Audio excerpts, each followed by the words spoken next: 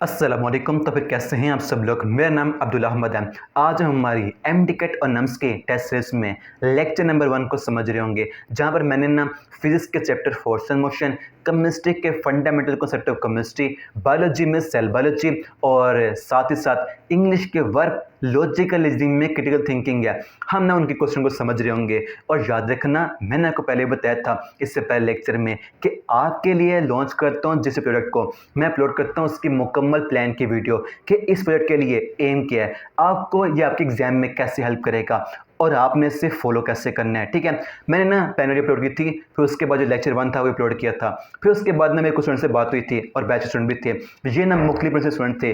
अब इनसे बात हुई, उन्होंने ना कुछ सजेशन दी। वो ये कि सबसे पहले कि जो आपने पहले प्लान लॉन्च किया है वो तो खास तौर पर उनके लिए जो अपने एफएससी को इम्प्रूव कर रहे हैं, जहाँ पर ना एमडीकेट को बोर्ड एग्जाम से पहले ना रैपिड तरीके से कवर करेंगे। लेकिन वो स्टूडेंट जिन्होंने अपनी एफएससी इंप्रूव ही नहीं करनी और जो स्टूडेंट यूनिवर्सिटी की हैं, उनके लिए तो प्लान अलग होना चाहिए ना। फिर ना उसके मुताबिक ना मैंने प्लान को दोबारा डिज़ाइन किया। अब यहाँ पर स्केचिंग ये भी थी कि पहले हम क्लास 11 कवर करेंगे, फिर 12 कवर करेंगे। इस तरह बोर्ड एग्जाम में हेल्प हो रही होगी और जो एमडी के जरिए इसमें हेल्प हो रही होगी। फिर ना अब मैंने आपको अपलोड किया मुकम्मल प्लान, जहाँ पर क्या था, एक प्लान था 45 डेज का अलग से और एक अलग से प्लान था 9 डेज का।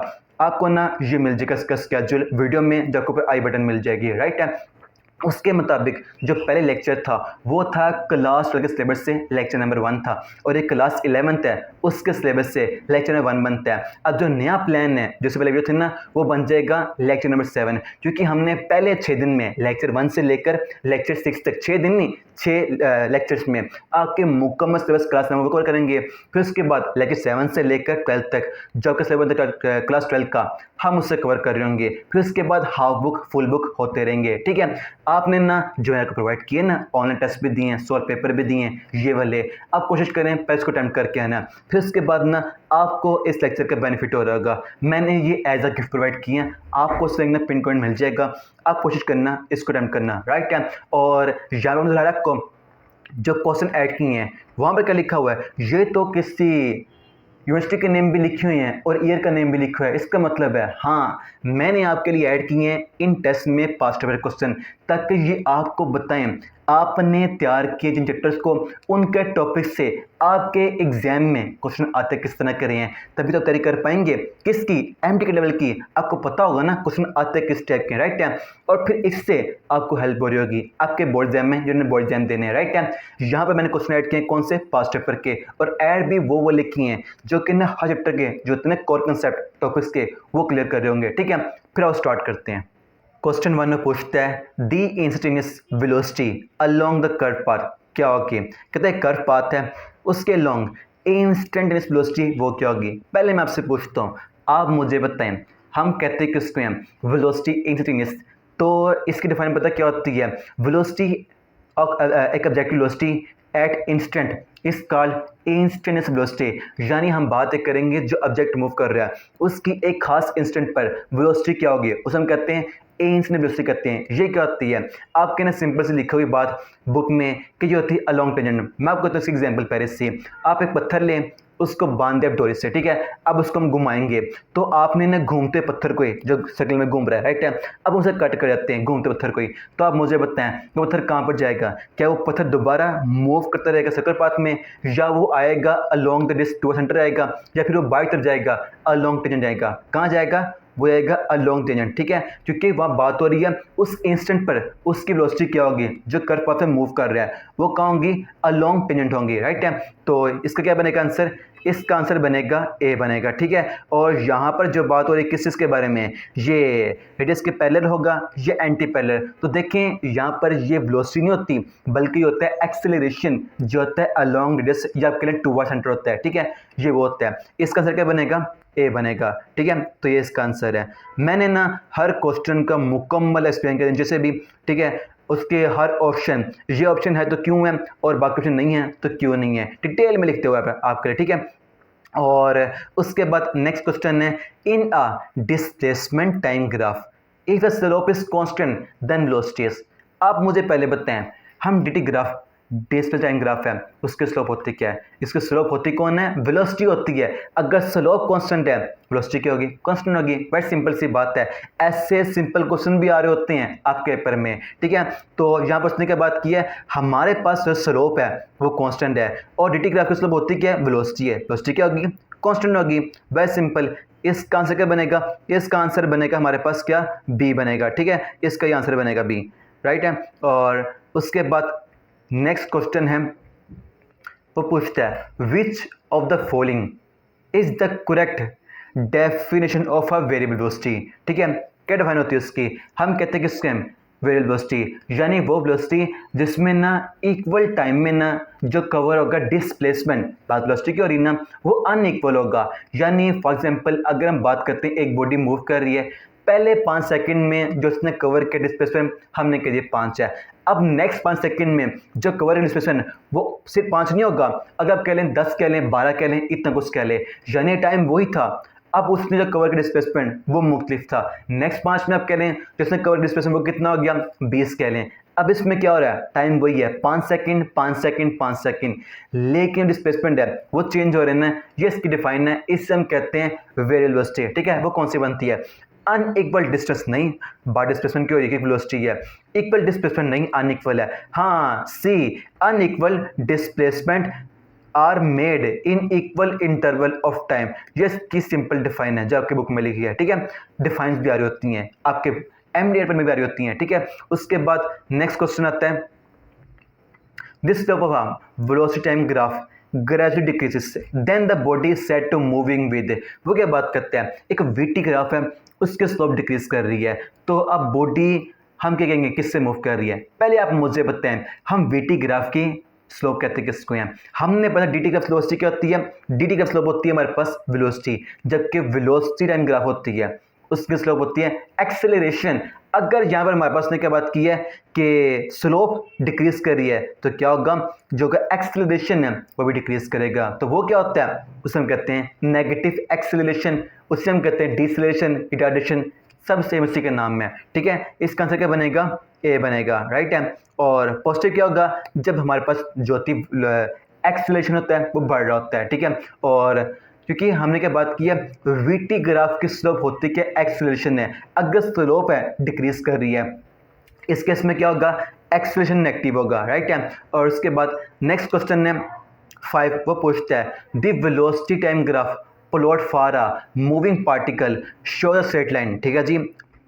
दिस मीन अगेन वो बातें कर रहा है कि वीटी ग्राफ हमारे पास और जो पार्टिकल की शो कर रहा है वो स्ट्रेट लाइन है, उसके स्लोप क्या है, स्ट्रेट लाइन है।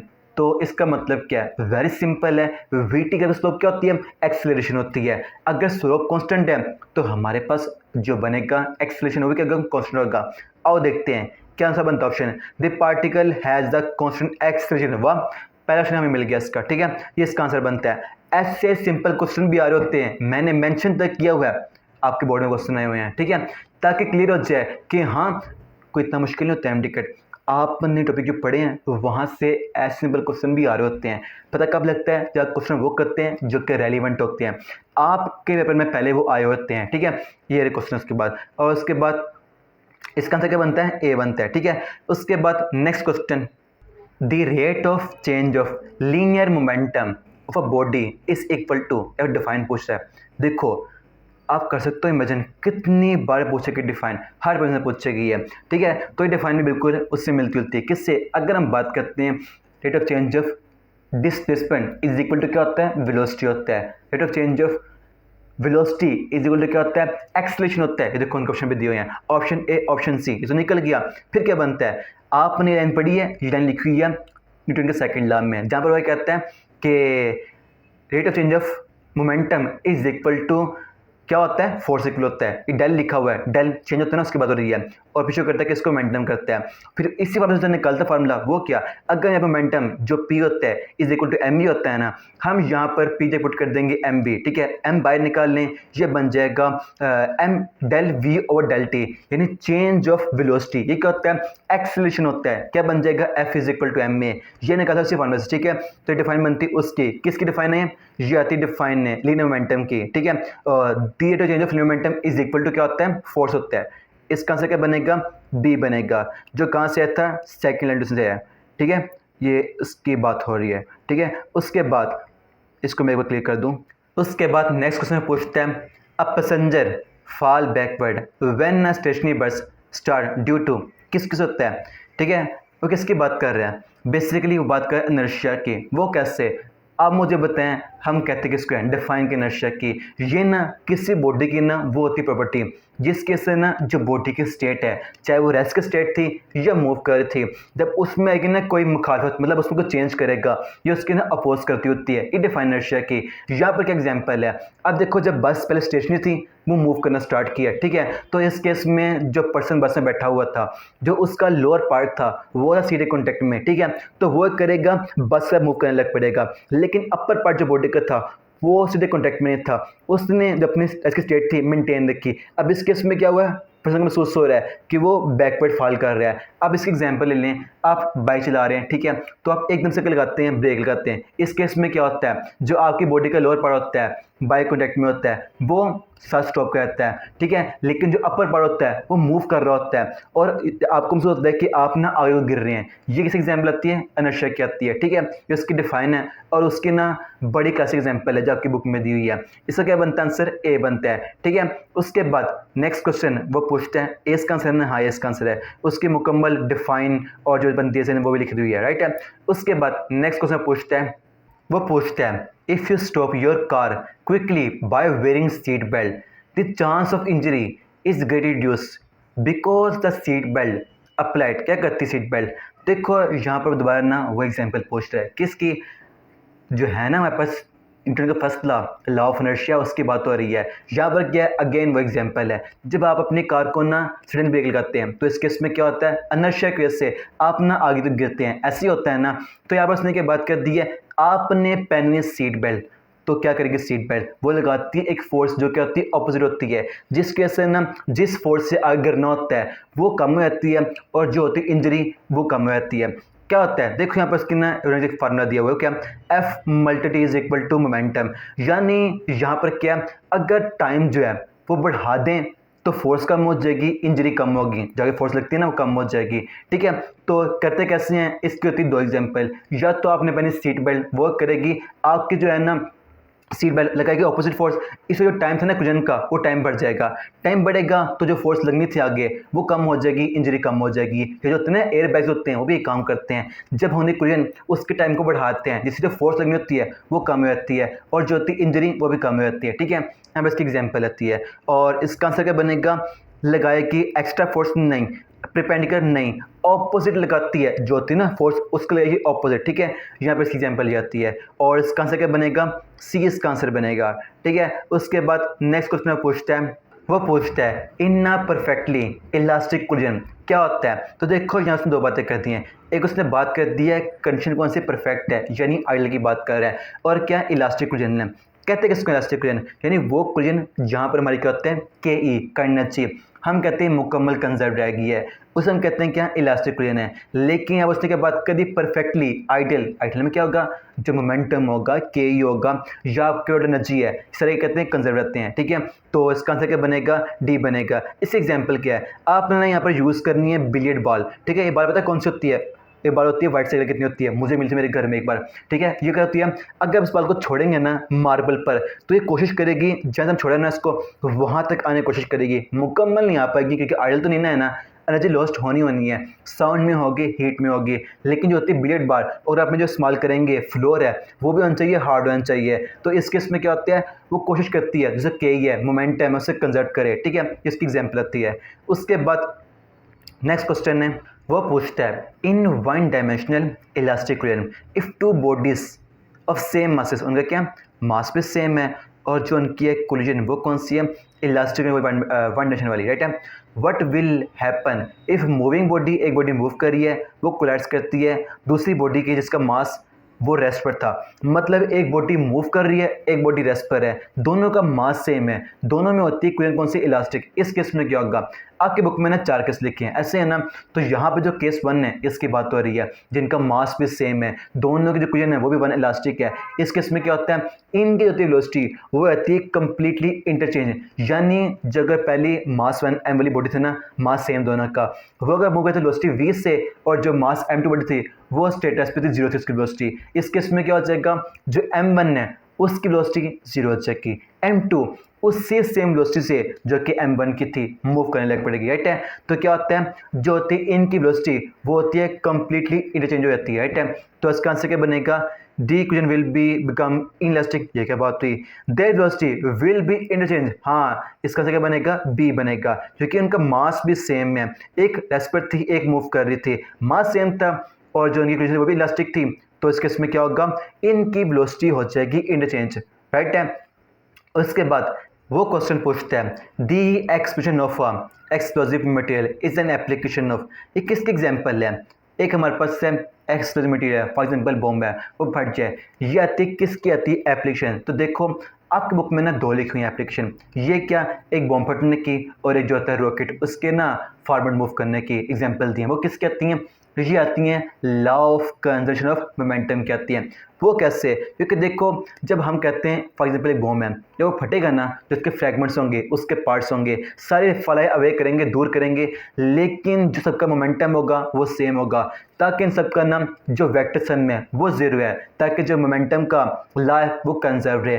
और सेम एग्जाम्पल किसकी आती है, रॉकेट की आती है। जो रॉकेट गैसेस होती हैं वो बाइक से निकलती हैं ना, इससे ना फोर्स लगाती हैं किधर को, डाउनवर्ड। तो एज द रिएक्शन के तौर पर, एक्शन के तौर पर जो होता है रॉकेट वो मूव करता है, अपवर्ड करता है, ठीक है। ये बनती है एग्जाम्पल किसकी, law of conservation of momentum की, ठीक है।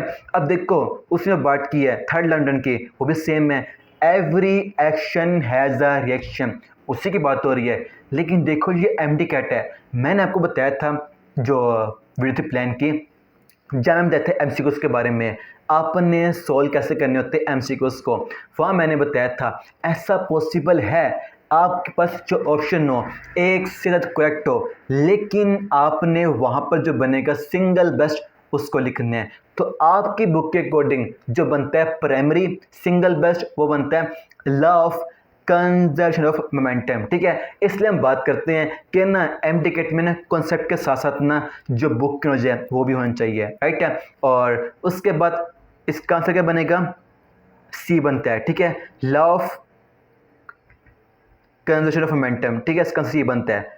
उसके बाद नेक्स्ट क्वेश्चन है, वो क्वेश्चन पूछता है at what point of the projectile motion does the vertical component of velocity become 0, ठीक है। वो पूछता है हमारे पास मोशन कौन सी बॉडी की प्रोजेक्टाइल है, इस केस में सो वर्टिकल कंपोनेंट है वो 0 कब जाके होता है। तो देखो पहले मैं आपसे पूछता हूँ, आप मुझे बताएं, हम कहते हैं कि उसको हैं बॉडी मूव कर रही है प्रोजेक्टाइल मोशन, ये इसकी डिफाइन क्या है, it is the 2 dimensional motion, यानी बॉडी मूव करेगी वर्टिकल भी जो होता है ना वाई एक्सिस होता है, और हॉरिजॉन्टल भी जो होता है एक्सिस, दोनों डायरेक्शन में मूव करें, हम कहते हैं बॉडी मोशन कौन सी है, प्रोजेक्टाइल मोशन, राइट है। यहाँ पर इसकी बात हो रही है। इस केस में वो पूछता है कि जो वेलोसिटी का वाई कंपोनेंट है, वो वर्टिकल कंपोनेंट है जो अलोंग होता है वाई एक्सिस, वो किस पॉइंट में जाके 0 होता है। तो देखो जब बात करते हैं ना, हमारे पास जो बॉडी है पहुंच चुकी है हाईएस्ट पॉइंट पर, इस केस में बॉडी ने जो उसका होता है डिस्प्लेसमेंट वर्टिकल वो कंप्लीट कर लिया होता है। अब यहाँ पे सारी जो होगी ना उसकी मोशन वो कहाँ होगी, अलोंग होगी, हॉरिजॉन्टल होगी, ठीक है, और वो मूव करने लग पड़ेगा नेगेटिव वर्टिकल, ठीक है। इस केस में हम कहते हैं कि एट द हाईएस्ट पॉइंट जो होती है वेलोसिटी वो सारी कौन सी होती है, हॉरिजॉन्टल होती है, वी एक्स होती है, अलोंग होती है एक्सिस, जो होती है वाई वाली वो 0 रहती है, ठीक है। इसका आंसर क्या बनेगा, एट द हाईएस्ट पॉइंट। लेकिन यहाँ पर याद रखना है आपने कभी ये बात नहीं करनी बॉडी मूव कर रही है मोशन कौन सी प्रोजेक्टाइल है, लेकिन इस केस में हाईएस्ट पॉइंट पर उसकी वजह से 0 हो जाएगी, वेलोसिटी 0 नहीं होती, सिर्फ उसका होता है वाई कंपोनेंट वो 0 होता है, वेलोसिटी अभी भी अवेलेबल है, सारी कौन सी है, वी एक्स जो कि होती है हॉरिजॉन्टल वो होती है, ठीक है। अगर हम बात करते हैं बॉडी मूव नहीं करी प्रोजेक्टाइल, यानी आपने एक बॉडी ली और उसको ना बाल ली, उसको आपने फेंका वर्टिकली अपवर्ड, अब इस टाइम जो इसकी मोशन है वो है 1 डायमेंशनल है, सिर्फ अलोंग वाई एक्सिस है, ये नहीं है 2 डायमेंशनल प्रोजेक्टाइल, ठीक है। इस केस में होता है हाईएस्ट पॉइंट जाकर जो बनेगी इसकी वेलोसिटी वो 0 हो जाएगी। जब अगर बात करते हैं प्रोजेक्टाइल की, यहाँ पर हाईएस्ट पॉइंट में से उसका वाई कंपोनेंट 0 होता है, एक्स अवेलेबल है, वेलोसिटी अवेलेबल है, ठीक है। इसका आंसर ये बनता है, तो क्या बनेगा, इसका आंसर सी बनेगा। क्लियर है? चलो ठीक है। अब उसके बाद नेक्स्ट क्वेश्चन वो पूछता है, if the range of a projectile will be maximum, the range of projectile will be maximum if the vector sign to theta become, क्या हो जाएगा? वो कहता है हमने लेना पड़ेगा साइन थीटा को किसके इक्वल लें कि हमारे पास जो प्रोजेक्टाइल होगी उसकी रेंज मैक्सिमम है। ठीक है, हम देखते हैं। तो पहले आप मुझे बताएं रेंज आती किस एंगल मैक्सिमम है? वो क्या होता है? 45 होता है, राइट है ना? आपने पढ़ा होगा। ठीक है, हमने करना है मेनली जो हमारे sign to theta, sign to theta इसको लेंगे इसके इक्वल कि हमारे पास जो एंगल है वो है 45 डिग्री है, राइट है? तो ये कैसे आता है? और सोल्व करते हैं। तो देखो क्या हमें करेंगे, अगर हम लेते हैं साइन टू थीटा इसको लेंगे 1 के इक्वल, इस केस में क्या हो जाएगा? वो सोल्व करेंगे हम, साइन वर्स हो जाएगा 90 डिग्री बन जाएगा, 2 वाकर 95 को 90 को होते बन जाएगा 40 डिग्री बन जाएगा, राइट है? तो किस तरह बना? जब हमने एंगल लिया 1 के इक्वल लिया, इस केस में हमारे पास क्या डिग्री 45, ठीक है? तो यहाँ पर होगा जब हमारे पास जो है साइन थीटा ये इक्वल होगा 1 के, इस केस में एंगल बनता है 45, यानी जो होगी रेंज किसकी? प्रोजेक्टाइल की वो क्या होगी? मैक्सिमम होगी, राइट है? और देखो हमारे पास जो बनते होते हैं एंगल कॉम्प्लीमेंट्री हुए इससे बनते हैं, जहाँ पर क्या होता है हमने ना मेन लेना होता है 45 डिग्री, आप इससे ऊपर कर लें, एक एंगल ऊपर कर लें, एक नीचे कर लें, दोनों एंगल पर जो होगी रेंज वो सेम होगी। फॉर एग्जाम्पल एक कर लो 44, एक कर लो 46 कर लो, सेम होगी। एक कर ले 43, एक कर ले 47 कर लें, सेम होगी, रेंज सेम होगी। एक कर 30, एक कर लें आप क्या 60, सेम होगी। एक कर लें 15, एक कर लें 75, क्या होगी? सेम होगी। हमसे कहते हैं कॉम्प्लीमेंट्री एंगल कहते हैं, जो कहाँ से आया था? यहीं से आया था, ठीक है? और मतलब जो इनका सम होता है ना, जिन भी दोनों के सम के बनेगा 90 बनेगा, या बस में क्या होंगे? कॉम्प्लीमेंट्री होंगे, यानी इस एंगल पर दोनों प्रोजेक्टाइल उनकी रेंज क्या आएगी? सेम आएगी, ठीक है? और इसी को इस्तेमाल करते हैं जो गनर होते हैं, गन शूट करते हैं। अब होती है उनकी अपनी मर्जी, वो डिसाइड करें 45 से हायर एंगल या लोअर एंगल, सेम टारगेट जो सेम टारगेट होता है ना उसको हिट करने के लिए, क्योंकि दोनों पे की जो आएगी रेंज वो सेम आएगी। आप में से बनेगी ना आर्मी के डॉक्टर, तो वहाँ पर होती है ट्रेनिंग मिलिट्री की, राइट है? आपको मतलब हो जाएगा। और जो ये वीडियो है वो होते रहेगी यूट्यूब पर भी। आप अपने ड्रीम को अचीव करने के बाद जब ट्रेनिंग हासिल कर रहे होंगे ना, जो कमेंट करना, ठीक है, इसके बारे में। उसके बाद नेक्स्ट क्वेश्चन है वो पूछता है range of projectile on horizontal plane is same for the following pair of angles. किस पे होगा? ये देखो उसने यहाँ पर वही सेम बात कर ली, यानी वो बात कर रहा है एंगल का पेयर होगा जहाँ पर जो है रेंज सेम आएगी। क्या होते हैं? कॉम्प्लीमेंट्री। हमने पढ़ा भी इस बारे में। ये देखो ये क्वेश्चन हमसे भी आया हुआ है, जो करते होते हैं ना आर्मी जोगीदारी करते हैं वहाँ भी आ रहा होता है, क्योंकि आपने इस्तेमाल करना है उसको, ठीक है? तो हमने क्या बात की थी, दोनों का समझे 90, इस केस में क्योंकि कॉम्प्लीमेंट्री दोनों की रेंज सेम आएगी। एक क्या 60 20 इज इक्वल टू 80 बनता ही नहीं है, 15 30 45 बनता ही नहीं है, 50 25 75 बनता ही नहीं है, 75 15 हाँ 90 बनता है। ये इसका आंसर बनेगा, दोनों का सम 90 आ रहा है, दोनों बनेंगे क्या? कॉम्प्लीमेंट्री, दोनों का जो आर रेंज होगी वो सेम होगी, राइट है? उसके बाद नेक्स्ट क्वेश्चन है वो पूछता है a ball is kick horizontally from the top of a 10 metre high cliff, यानी एक 10 मीटर की पहाड़ी है, वहाँ से एक बॉल को ना किक किया गया हॉरिजॉन्टली, ठीक है जी? तो जो उसकी थी इनिशियल स्पीड वो क्या थी 50 मीटर पर सेकेंड, ठीक है? After 2 second which of the following statement describe the ball horizontal and vertical component, ठीक है जी? मतलब आपसे पूछ रहा है बॉल की ना क्या होगी 2 सेकंड के बाद, जो उसकी वेलोसिटी होगी हॉरिजॉन्टल, यानी वी एक्स की बात हो रही है।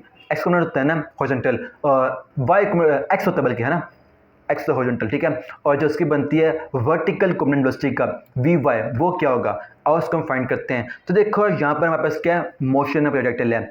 हमने पढ़ा था इसमें जो होता है कॉम्पोनेंट हॉरिजॉन्टल होता है, वी एक्स होता है, वो सेम रहेगा। अगर जो उसकी थी इनिशियल 15 थी वो बाद में वही रहेगी, लेकिन जो होता है वाई कॉम्पोनेंट वो चेंज होता है। हमें देखना है वो क्या बनेगी, और सॉल्व करते हैं, ठीक है जी? जो उसकी बनेगी ना वी एक्स वो तो सेम रहेगी, लेकिन वी वाई हम फाइंड करते हैं। फार्मूला क्या? यूजिंग जो फार्मूला होता है ना निकालने का, वी वाई जो बनेगी उसकी final velocity is equal to U Y जो थी उसकी वेलोसिटी इनिशियल थी वी वाई, है ना? जो उसकी वेलोसिटी थी इनिशियल कौन सी वाली? वर्टिकल वेलोसिटी उसकी बात हो रही है, प्लस जी टी। हमने देखा जो थी बॉल रेस्ट पर थी, तो इस केस में जो उसकी बनती है वेलोसिटी वी वाई, वो स्टार्ट में कैसे 0 थी, ठीक है। और जी क्या है 9.8, टाइम कितना दिया 2 दिया हुआ है, ये क्या बन जाएगा 9.8 मतलब आपके 10 के लिए, ठीक है। उससे मीटर 2 से क्या बन जाएगा 20 मीटर पर सेकेंड बन जाएगी क्या वेलोसिटी जो उसकी बनेगी वी वाई बनेगी, डाउनवर्ड बनेगी आफ्टर 2 सेकेंड बनेगी, ठीक है।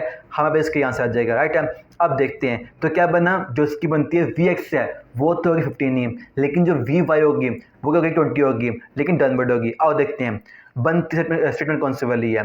जो ए ऑप्शन है वो कहता है the velocity horizontal is 50 meter per second, हाँ ठीक है। While the vertical velocity is 20 meter per second downward, हाँ बिल्कुल ठीक उसने बात किया। इसका क्या बनेगा आंसर ए बनेगा, ठीक है। ये इसका आंसर बनेगा है, राइट है। यहाँ पर हमारी कवर होगी फिजिक्स। अब हम नेक्स्ट करते हैं क्या, केमिस्ट्री।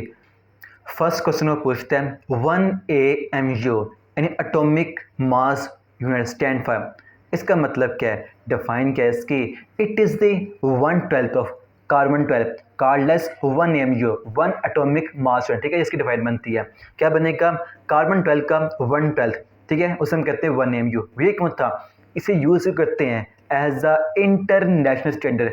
इसकी 3 खूबियाँ हैं, किसकी, कार्बन 12 की। सबसे पहले क्या आता है, ये स्टेबल होता है, राइट है, और ये अबंडेंट भी है, ये टाइप कोयले की है, अबंडेंट है ना हर जगह पर, ठीक है। और it is easy to measure precisely, इस वजह से ना हमने कार्बन 12 का जो 1/12 होता है उसको ना एज अ लिया स्टैंडर्ड लिया दूसरे जो एलिमेंट हैं उनके मास को निकालने के लिए, ठीक है। और इसकी वैल्यू क्या बनती है 1.66 इन 10⁻27 kg, राइट है, जैसे कि ऐसे यूनिट है। और जो हमारे पास है ना फिर टेबल है, वहाँ पर जो लिखे एलिमेंट के मास वो मैं निकाले किस तरह, इससे जो इससे रिलेटेड उसके पास मास निकाले, इससे करके रेट हमने उनके मास निकाले, राइट है। ये 1 AMU is equal to 1/12 of carbon 12, right है। उसके बाद नेक्स्ट मुझे पूछता है no individual atom in the sample of 1 mole of neon has mass of 20.18 AMU because it is, ये क्या होता है, ये तो आपकी बुक में ना एक इम्पोर्टेंट फार्मूला लिखा हुआ है, राइट है, वहाँ पर एग्जांपल दी हुई है, और आपकी जो बुक की एक्सरसाइज है वहाँ पर भी है, और एक बहुत सारे इम्पोर्टेंट क्वेश्चन भी है, ठीक है।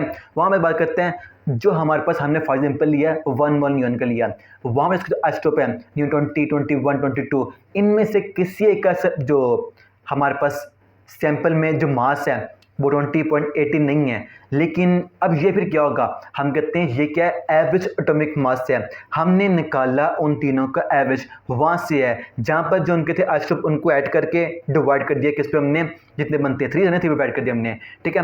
वहाँ से निकला एवरेज एटॉमिक मास निकला हमारे पास, ठीक है। इसका क्या बनेगा आंसर, इसका बनेगा ये क्या है, overall mass of an aspect नहीं, फ्रैक्शनल मास नहीं, और मोलर मास नहीं, average atomic mass of neon, इसका आंसर क्या बनेगा डी, इसका आंसर बनेगा, राइट है। और देखो यहाँ पर निकालते कैसे हैं, इसके बारे में 2 बातें आती हैं। वो क्या आती है कि यहाँ पर जो बनेगा ना किसी भी एलिमेंट का जो बनेगा एवरेज एटॉमिक मास बनेगा वो इक्वल होगा उसके उस आइसोटोप के जो कि अबंडेंट है। अगर हम बात करें नियॉन की, यहाँ पर जो 20 है वो कितना पे आता है 19.5% पे आता है एज कम्पेयर टू 21, 22 के, तभी जो बना हमारे पास एवरेज एटॉमिक मास वो बना इक्वल किसके 20 के बना, ठीक है, इसलिए वो बना क्लोज टू 20 बना, राइट है। यहाँ पर इसकी बात आती है। उसके बाद नेक्स्ट मुझे पूछते हैं the atomic mass of element depend upon, किसके करता है, वेरी सिंपल है, कितनी पहले पूछी है, हमने पढ़ा था जो होता है एटॉमिक नंबर डिपेंड करता है किस पर, नंबर पर एटॉमिक डिपेंड करते हैं जो होता है एटॉमिक नंबर, और जो डिपेंड करेगा हमारे पास एटॉमिक मास वो किस पे करेगा, प्रोटॉन प्लस न्यूट्रॉन दोनों को ऐड करके निकालते एटॉमिक मास, है ना। नहीं नहीं नहीं, ये होता है मास नंबर। यहाँ पर पूछता है एटॉमिक मास के बारे में, आपने फर्क याद रखना है, पूछ किस चीज़ के बारे में रहा है, ठीक है। अब भी हमने पढ़ा एवरेज एटॉमिक मास डिपेंड करता है नंबर ऑफ आइसोटोप्स और उनकी अबंडेंस, ठीक है। उसके बाद क्या बनेगा, इसका आंसर सी बनेगा, ठीक है। ऐसा होता कि पेपर में आप करेंगे एक सवाल और जो नेक्स्ट सवाल आ रहे होंगे उससे मिलते होंगे, ऐसा होता है। इसलिए मैं हमसे बात करता हूँ आपने अपने सवाल के पेपर को राउंड में पहले ने वही करेंगे जिसको आपको आंसर आते हैं, जिसके आंसर नहीं आते हैं ना आपको आंसर मिल ही जाते हैं अगर आप करते हैं राउंड में करते हैं। आपको अगर आंसर उसका वहाँ भी ना मिला ना, आपके दिमाग में जो क्वेश्चन होगा आपने पहले पढ़ा होगा ना कभी ना कभी, वो कहाँ पर आपकी लॉन्ग टर्म मेमोरी में, वहाँ से ढूंढ के आ ही जाएगा। इसलिए जो करते हैं पेपर को वो करते किस में, राउंड में करते हैं, राइट है। इसका क्या बनेगा आंसर, सी बनेगा इसका आंसर, ठीक है। उसके बाद नेक्स्ट हमसे पूछता है the type and relative amount of each isotope in element can be found by. Found किससे करते हैं हम? इसके यूज़ करते हैं किसको? मास स्पेक्ट्रोमेट्री को। वो कैसे करते हैं? इसके मुकम्मल डिफाइनमेंट्स का लिखा प्रोसेस। यहाँ पर हम ना पकड़ेंगे जो एलिमेंट होगा। अब मिसाल ने कार्बन की, पहले हम करेंगे उसको क्या? आयोनाइज करेंगे, ठीक है। फिर इसको हम करेंगे एक्सीलरेट करेंगे उस मशीन में। वो किस तरह होता है? वो होता है हाई वोल्टेज, वहाँ से करेंगे एक्सीलरेट करेंगे, ठीक है। फिर उसके बाद ना जो होती है प्लेट्स मैग्नेट होती हैं, वहाँ पर डिफ्लेक्ट करते होते हैं। जो होते हैं जो एलिमेंट के आइसोटोप होंगे जिनका मास ना हाई होगा, उनकी डिफ्लेक्शन होगी वो कम होगी, जिनके ज़्यादा होगा उनकी ज़्यादा होगी, ठीक है। फिर जो हमें मिलती है क्या? डिफ्लेक्शन। उससे हम ना देखने किससे? जो होता है ना मीटर, वहाँ बना होता है मास स्पेक्ट्रम, वहाँ देखते हैं। फिर हमें वहाँ से मिलता है जो एलिमेंट है उसके आइसोटोप्स हैं, उसकी अबंडेंस कौन सी है, आइसोटोप्स कितनी है, कहाँ मिलते हैं? मास स्पेक्ट्रो जो होती है मास स्पेक्ट्रोमेट्री, यहाँ में मिलता है, राइट है। इसका आंसर ये बनता है। उसके बाद नेक्स्ट में पूछते हैं a compound of sodium oxide has 74.2 sodium 25.8 oxygen, the empirical formula of the compound क्या बनेगा? हमसे पूछ रहे हैं, आपने बताना है कंपाउंड का क्या एम्पिरिकल फार्मूला। सोडियम कितने हैं? 74.2, ऑक्सीजन कितने हैं? 25.8 है। फाइंड करना है, एम्पिरिकल फार्मूला करना है, ठीक है। और करते हैं, कैसे करते हैं? हमने पढ़े हुए हैं इसके मुकम्मल स्टेप एम्पिरिकल फार्मूला के, जहाँ पर क्या बात हुई थी, हमें निकालने के लिए एम्पिरिकल फार्मूला जो होंगे इनके नंबर ऑफ मोल्स, उनकी निकालनी पड़ेगी क्या? सिंपलेस्ट रेशियो, राइट है। ये होता है हम या तो गिवन ही नहीं है क्या नंबर ऑफ मोल, और कैसे निकालेंगे? जो उनके गिवन मास है उसको ऐड करके इनके एटॉमिक मास पे, ठीक है। हमारे पास गिवन है, इन्हीं गिवन परसेंटेज है। हमने ज्यूम कर लिया कि हमारे पास था 100 ग्राम सैंपल था, जिसमें अकॉर्डिंग टू देयर परसेंटेज 74.2 क्या बनेगा? सोडियम बनेगा, 25 क्या बनेगा? ऑक्सीजन बनेगा, ठीक है। ये क्या हमारे पास गिवन मास आ गया। डिवाइड करेंगे इसको इनके एटॉमिक मास पे, हमारे पास निकलेगा नंबर ऑफ मोल्स, ठीक है। जो बनते हैं सोडियम कितने बनते हैं? 3.2 बनते हैं, और जो बनते हैं ऑक्सीजन कितने बनते हैं? 1.6 बनते हैं, ठीक है। अब हम निकालेंगे इन मोल्स की सिंपलेस्ट रेशियो। वो कैसे निकालेंगे? जो सबसे कम इनमें है डिवाइड कर दोनों को उस पर, ठीक है। वो क्या है? 1.6 बनना है, दोनों को डिवाइड कर देंगे इस पर, ये बन जाएगा 2 आ जाएगा, और उसके क्या 1 आ जाएगा। ये क्या बस क्या? स्मॉलेस्ट वैल्यू यानी स्मॉलेस्ट सिंपलेस्ट रेशियो आ जाएगी, ठीक है। तो यहाँ से फार्मूला निकालेंगे इनका। वो क्या बनेगा? Na की 2 है, O की 1 है, और ये बन जाएगा आपस क्या? Na2O1 बन जाएगा एम्पिरिकल फार्मूला, जिसका स्टेप है निकालने के, ठीक है। आप गिवन कोई वैल्यू हो आप निकाल सकते हैं इन स्टेप से फार्मूला, ठीक है। उसके बाद क्या बनेगा इसका आंसर? Na2O, ये बनता है हमारे पास C बनता है इसका आंसर, ठीक है। उसके बाद नेक्स्ट क्वेश्चन है, वो क्वेश्चन पूछता है molecular mass of a compound is 60, ठीक है, and it's empirical formula is CH2O। What will the molecular formula of the compound? क्या होगा इस कंपाउंड का मॉलिक्यूलर फार्मूला? फार्मूला क्या होता है निकालने का? मॉलिक्यूलर फार्मूला वो होता है n integral multiply by empirical formula. हमारे पास EF तो मौजूद है, हमने n निकालना है इंटीग्रल। वो कैसे निकालते हैं? वो होता है हम डिवाइड करेंगे मॉलिक्यूलर मास को किससे? एम्पिरिकल मास से, ठीक है। जो हमारे पास है मॉलिक्यूलर मास वो कितना है? 16 है, और जो फार्मूला एम्पिरिकल फार्मूला है हम निकालते हैं इससे मास डिवाइड करके निकालते हैं n की वैल्यू, और निकालते हैं क्या बनेगा? CH2O, यानी कार्बन के 12 है, और 2 मल्टीप्लाई 1H1 होता है ना इसका, जो आता है हमारे पास एटॉमिक मास है, ठीक है। और O क्या आता है? 16 आता है। क्या बन जाएगा? 12 जमा 2 जमा 16 इक्वल टू 13 ग्राम पर मोल आ जाएगा CH2O का एम्पिरिकल मास आ जाएगा। दोनों डिवाइड करेंगे, 60 को करेंगे 3 पे, बन जाएगा 2, जो आ जाएगा वैल्यू किसकी? मल्टीप्लाई यानी इंटीग्रल करेंगे उसकी वैल्यू आ जाएगी, ठीक है। और क्या करेंगे हम? इसको एन करेंगे मल्टीप्लाई किससे? एम्पिरिकल फार्मूला से, आ जाएगा हमारे पास क्या? Molecular formula. ये क्या बनता है? C2H4O2। ये किसका फार्मूला है? ये बनता है हमारे पास CH3COOH यानी H3SO4 बनता है, राइट है। इसका बनेगा। अब स्टूडेंट ने मिस्टेक तो क्या होगी? वो ये क्या होगी? उन्होंने देखा होगा CH2, ये तो हमने पढ़ा हुआ है एम्पिरिकल फार्मूला किसका? ग्लूकोज का पढ़ा हुआ है, तो इसका आंसर क्या बनेगा? A बनेगा। 6C6H12O6 बनेगा, ऐसी बात है। लेकिन देखो यहाँ पर उसने क्या दिया हमारे पास? जो दिया हुआ है मॉलिक्यूलर मास कितने? 16 है। अगर हम बात करें ग्लूकोज, क्या होता है इसका? 180 होता है, इसलिए यहाँ पर बात ग्लूकोज की नहीं हो रही, किसकी हो रही है? एसिटिक एसिड की हो रही है। आपके जो बनते हैं एम्पिरिकल फार्मूला वो सबके सेम हो सकते हैं, लेकिन मालिक्यूल अलग अलग होते हैं, ठीक है, डिपेंड करते हैं किस पर, मास पर है। इसलिए आपने करना है प्रेफर सोल्व करने को। मैंने आपको बता दिया दो मेन फार्मूले ना, वन निकालने फार्मूला, ठीक है। उसके बाद नेक्स्ट क्वेश्चन क्या है, एन ऑर्गेनिक कंपाउंड है, उसमें जो कार्बन की परसेंटेज कितनी है 14 है, और जो H उसकी परसेंटेज कितनी है 6.67 है, और कितनी है 53.3 है। What is the empirical formula of the compound, क्या होगा इसका EF, ठीक है। आओ फाइंड करते हैं कैसे निकालते हैं। अभी हमने पढ़ा हमें निकालने के लिए एम्पिरिकल फार्मूला क्या करना पड़ेगा, एन को करेंगे किससे, अच्छा हमने ऊपर सॉल्व क्वेश्चन नहीं किया, हमने कहने का था होता क्या है, डिफाइन क्या है एम्पिरिकल फार्मूला की, it is the simplest whole number ratio, यानी हम निकालेंगे तमाम जो एटम्स है उनके मोल्स, उसके निकालेंगे सिंपलेस्ट रेशियो, वहाँ से हमारे पास क्या EF आ जाएगा। आओ देखते हैं, हमें दोबारा गिवन है परसेंटेज गिवन है, तो हमने निकालना मोल, कैसे निकालेंगे, गिवन मास को डिवाइड करके उनके एटॉमिक मास पे। हमने अज्यूम किया कि यहाँ पर हमारे पास सैंपल था वो था 100 ग्राम का, जिसमें हमने कहा जो कार्बन बनेगा वो बनेगा 40 ग्राम बन जाएगा, अज्यूम करते हैं। H के बनेगा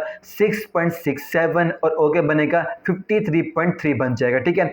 आगे हमारे पास क्या इनके गिवन मास आ जाएंगे, हम इसको डिवाइड करेंगे इनके एटॉमिक मास पे, निकाल लेंगे मोल, ठीक है। डिवाइड किया क्या आ जाएगा 3.3, 6.67, 3.3, आगे मोल आगे। अब हमने क्या निकालनी है सिंपलेस्ट होल नंबर रेशियो, क्या करेंगे डिवाइड कर देंगे इनमें से सबसे कम मोल पे, वो कौन है 3.3 है, वहाँ क्या आ जाएगा पास C की 1 आ जाएगी, H की 2 आ जाएगी, O की 1 आ जाएगी, क्या बनेगा CH2O, यह आ जाएगा हमारे पास एम्पिरिकल फार्मूला, राइट है। अब मैंने जो पॉइंट लिख भी दिया हुआ है कि भाई यही सेम फार्मूला है आपने देखा एसिटिक एसिड का, यही सेम फार्मूला है आपने देखा ग्लूकोज का, और ये सेम फार्मूला किसका फॉर्मेल्डिहाइड का, ठीक है। उनका जो EF है वो सेम हो सकता है, आपने यहाँ पर सोल्व करना है और देखना है उसकी जो बात कर रहे हैं कर रहे हैं, ठीक है। उसके बाद नेक्स्ट क्वेश्चन है हमारे पास गिवन है 117 ग्राम ऑफ NaCl, ठीक है, और हमसे पूछते हैं आपके पास सोडियम क्लोराइड है, उसका इतना मास है, तो आप बताएं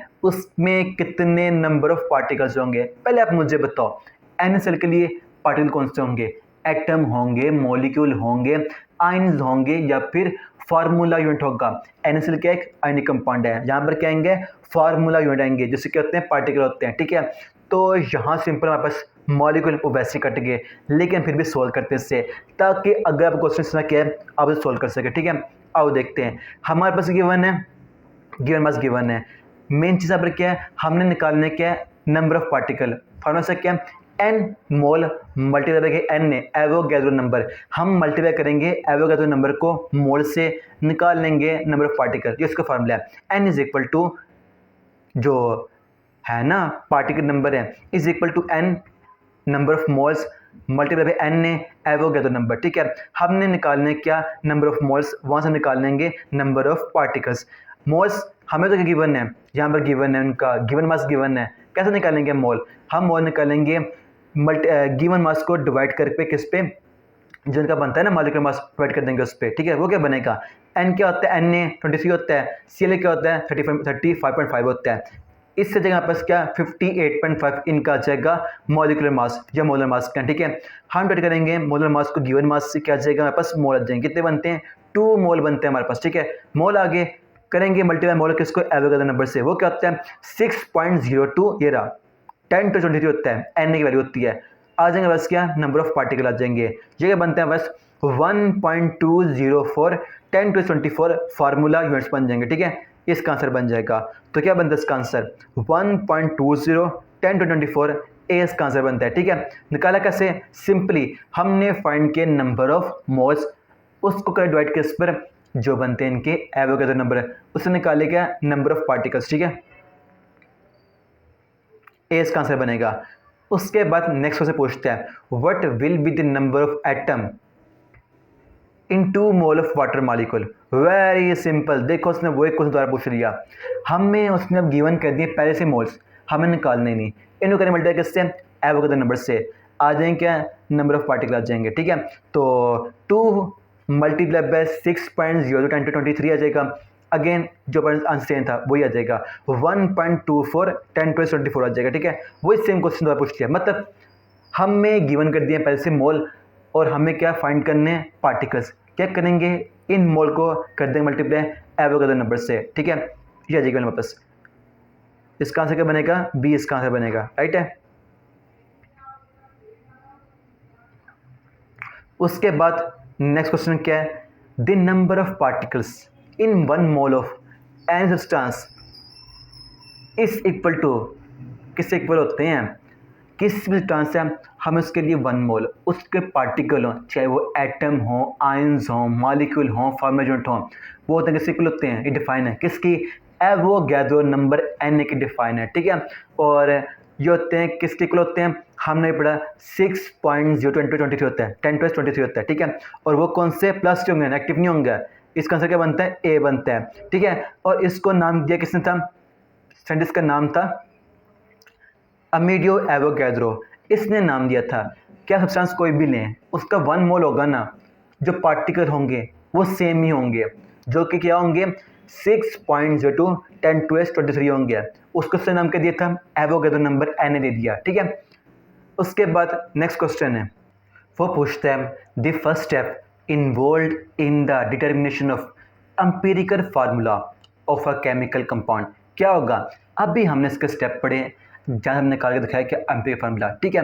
तो इसका पहला स्टेप क्या होगा, इसका पहला स्टेप होता है कि आपको पता होना चाहिए जो आप बात करें एलिमेंट की, उसका मास कितना है, उसकी परसेंटेज कॉम्पोजिशन कितनी है, ठीक है। तो देखो मैंने पहला स्टेप लिख दिया है, पहले करते हैं हम देखते हैं ईच एलिमेंट की जो है ना गिवन कंपाउंड है उसमें ईच एलिमेंट की क्या होगी परसेंटेज कॉम्पोजिशन, ठीक है।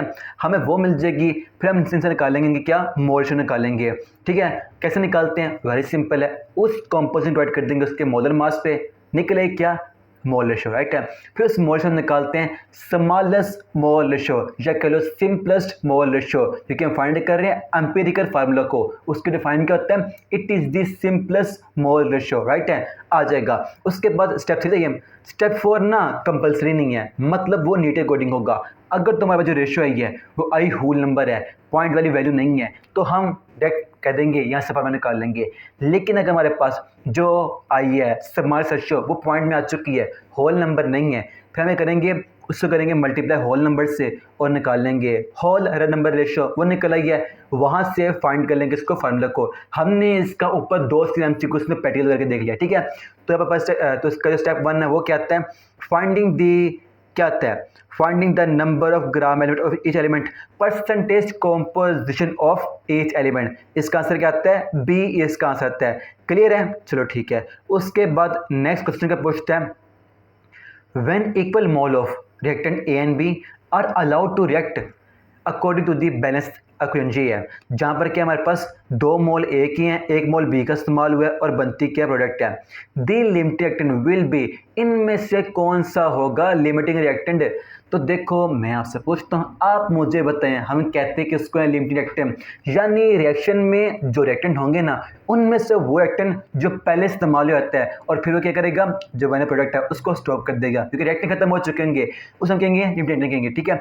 तो इस केस में क्या बात हो रही है, यहाँ बात कर रहा है ए और बी, हमने दोनों की ली है इक्वल अमाउंट, लेकिन हमें शो हो रहा है रिएक्शन में जो इस्तेमाल हो रहा है ए वो एज कम्पेयर टू बी के डबल इस्तेमाल हो रहा है। तो इसका मतलब क्या होगा, ए पहले इस्तेमाल हो जाएगा, पहले इस्तेमाल हो गया, पहले खत्म हो गया, यहाँ पर लिमिटेड कौन होगा, वो ए होगा, ठीक है। इसका आंसर क्या बनेगा, इसका आंसर ए बनेगा। क्लियर है, चलो ठीक है। उसके बाद नेक्स्ट क्वेश्चन पूछता है हमारे पास, if the percentage yield of a chemical reaction is 60%, मैंने कहा ठीक है, हमें गिन क्या थी, परसेंटेज यील्ड, ठीक है। द एक्चुअल यील्ड 50 ग्राम, ठीक है, जो एक्चुअल कितनी है 15 ग्राम है, what will be the theoretical yield, वो क्या होगी, क्या होगी थ्योरेटिकल यील्ड। तो देखो आओ फाइंड करते हैं, फार्मूला क्या है, आपने पढ़ा होगा, percentage yield is equal to actual yield divide by theoretical yield multiply by 100, ठीक है ना। हम निकालने के परसेंटेज है, मतलब करेंगे मल्टीप्लाई किससे, 100 से करेंगे, लेकिन ऊपर कौन आएगा नीचे कौन आएगा, दोनों यील्ड में से जिसकी वैल्यू कम होती है वो ऊपर आता है, जिसकी वैल्यू ज़्यादा होती है वो नीचे आता है, ऐसे ही होता है ना फार्मूलास में। तो हमने क्या पढ़ा हुआ है, जो होती है हमारे पास एक्चुअल यील्ड वो हमेशा थ्योरेटिकल से जो हमने सॉल्व निकालती है उससे कम ही होती है, ठीक है। तो इस केस में क्या होगा, एक्चुअल ऊपर आएगी, थ्योरेटिकल नीचे आएगी, ठीक है। हमने फाइंड करनी थ्योरेटिकल करनी है, उससे बाहर निकाल देंगे, फार्मूला को अरेंज कर देंगे, उनके लिए पुट करेंगे जो हमें गिवन है और आ जाएगी 25 ग्राम। यहाँ से वहाँ पर क्लियर हो गया, क्या एक्चुअल कितनी थी, 15 ग्राम थी, जो हमारे जो आई है 30 का वो कितनी है 25 आई है, मतलब ज़्यादा ही होती है किससे एक्चुअल से, राइट है। ऐसा क्यों होता है, इसके होते हैं पीछे मेन वो क्या मैकेनिकल लॉज है ना, या फिर साइट चैनल शो ना रिएक्शन रिवर्स होने लग पड़ना, या फिर रिएक्शन मुकम्मल हो ही ना पाना। इसकी वजह से ना हमेशा जो बनती है यील्ड एक्चुअल वो कम होते हैं किससे, क्रिटिकल से, राइट है। उसके बाद नेक्स्ट हमसे पूछता है what mass of aluminium oxide Al2O3 is produce from 18.5 gram of aluminium metal when it react completely with oxygen gas according to the balance chemical equation.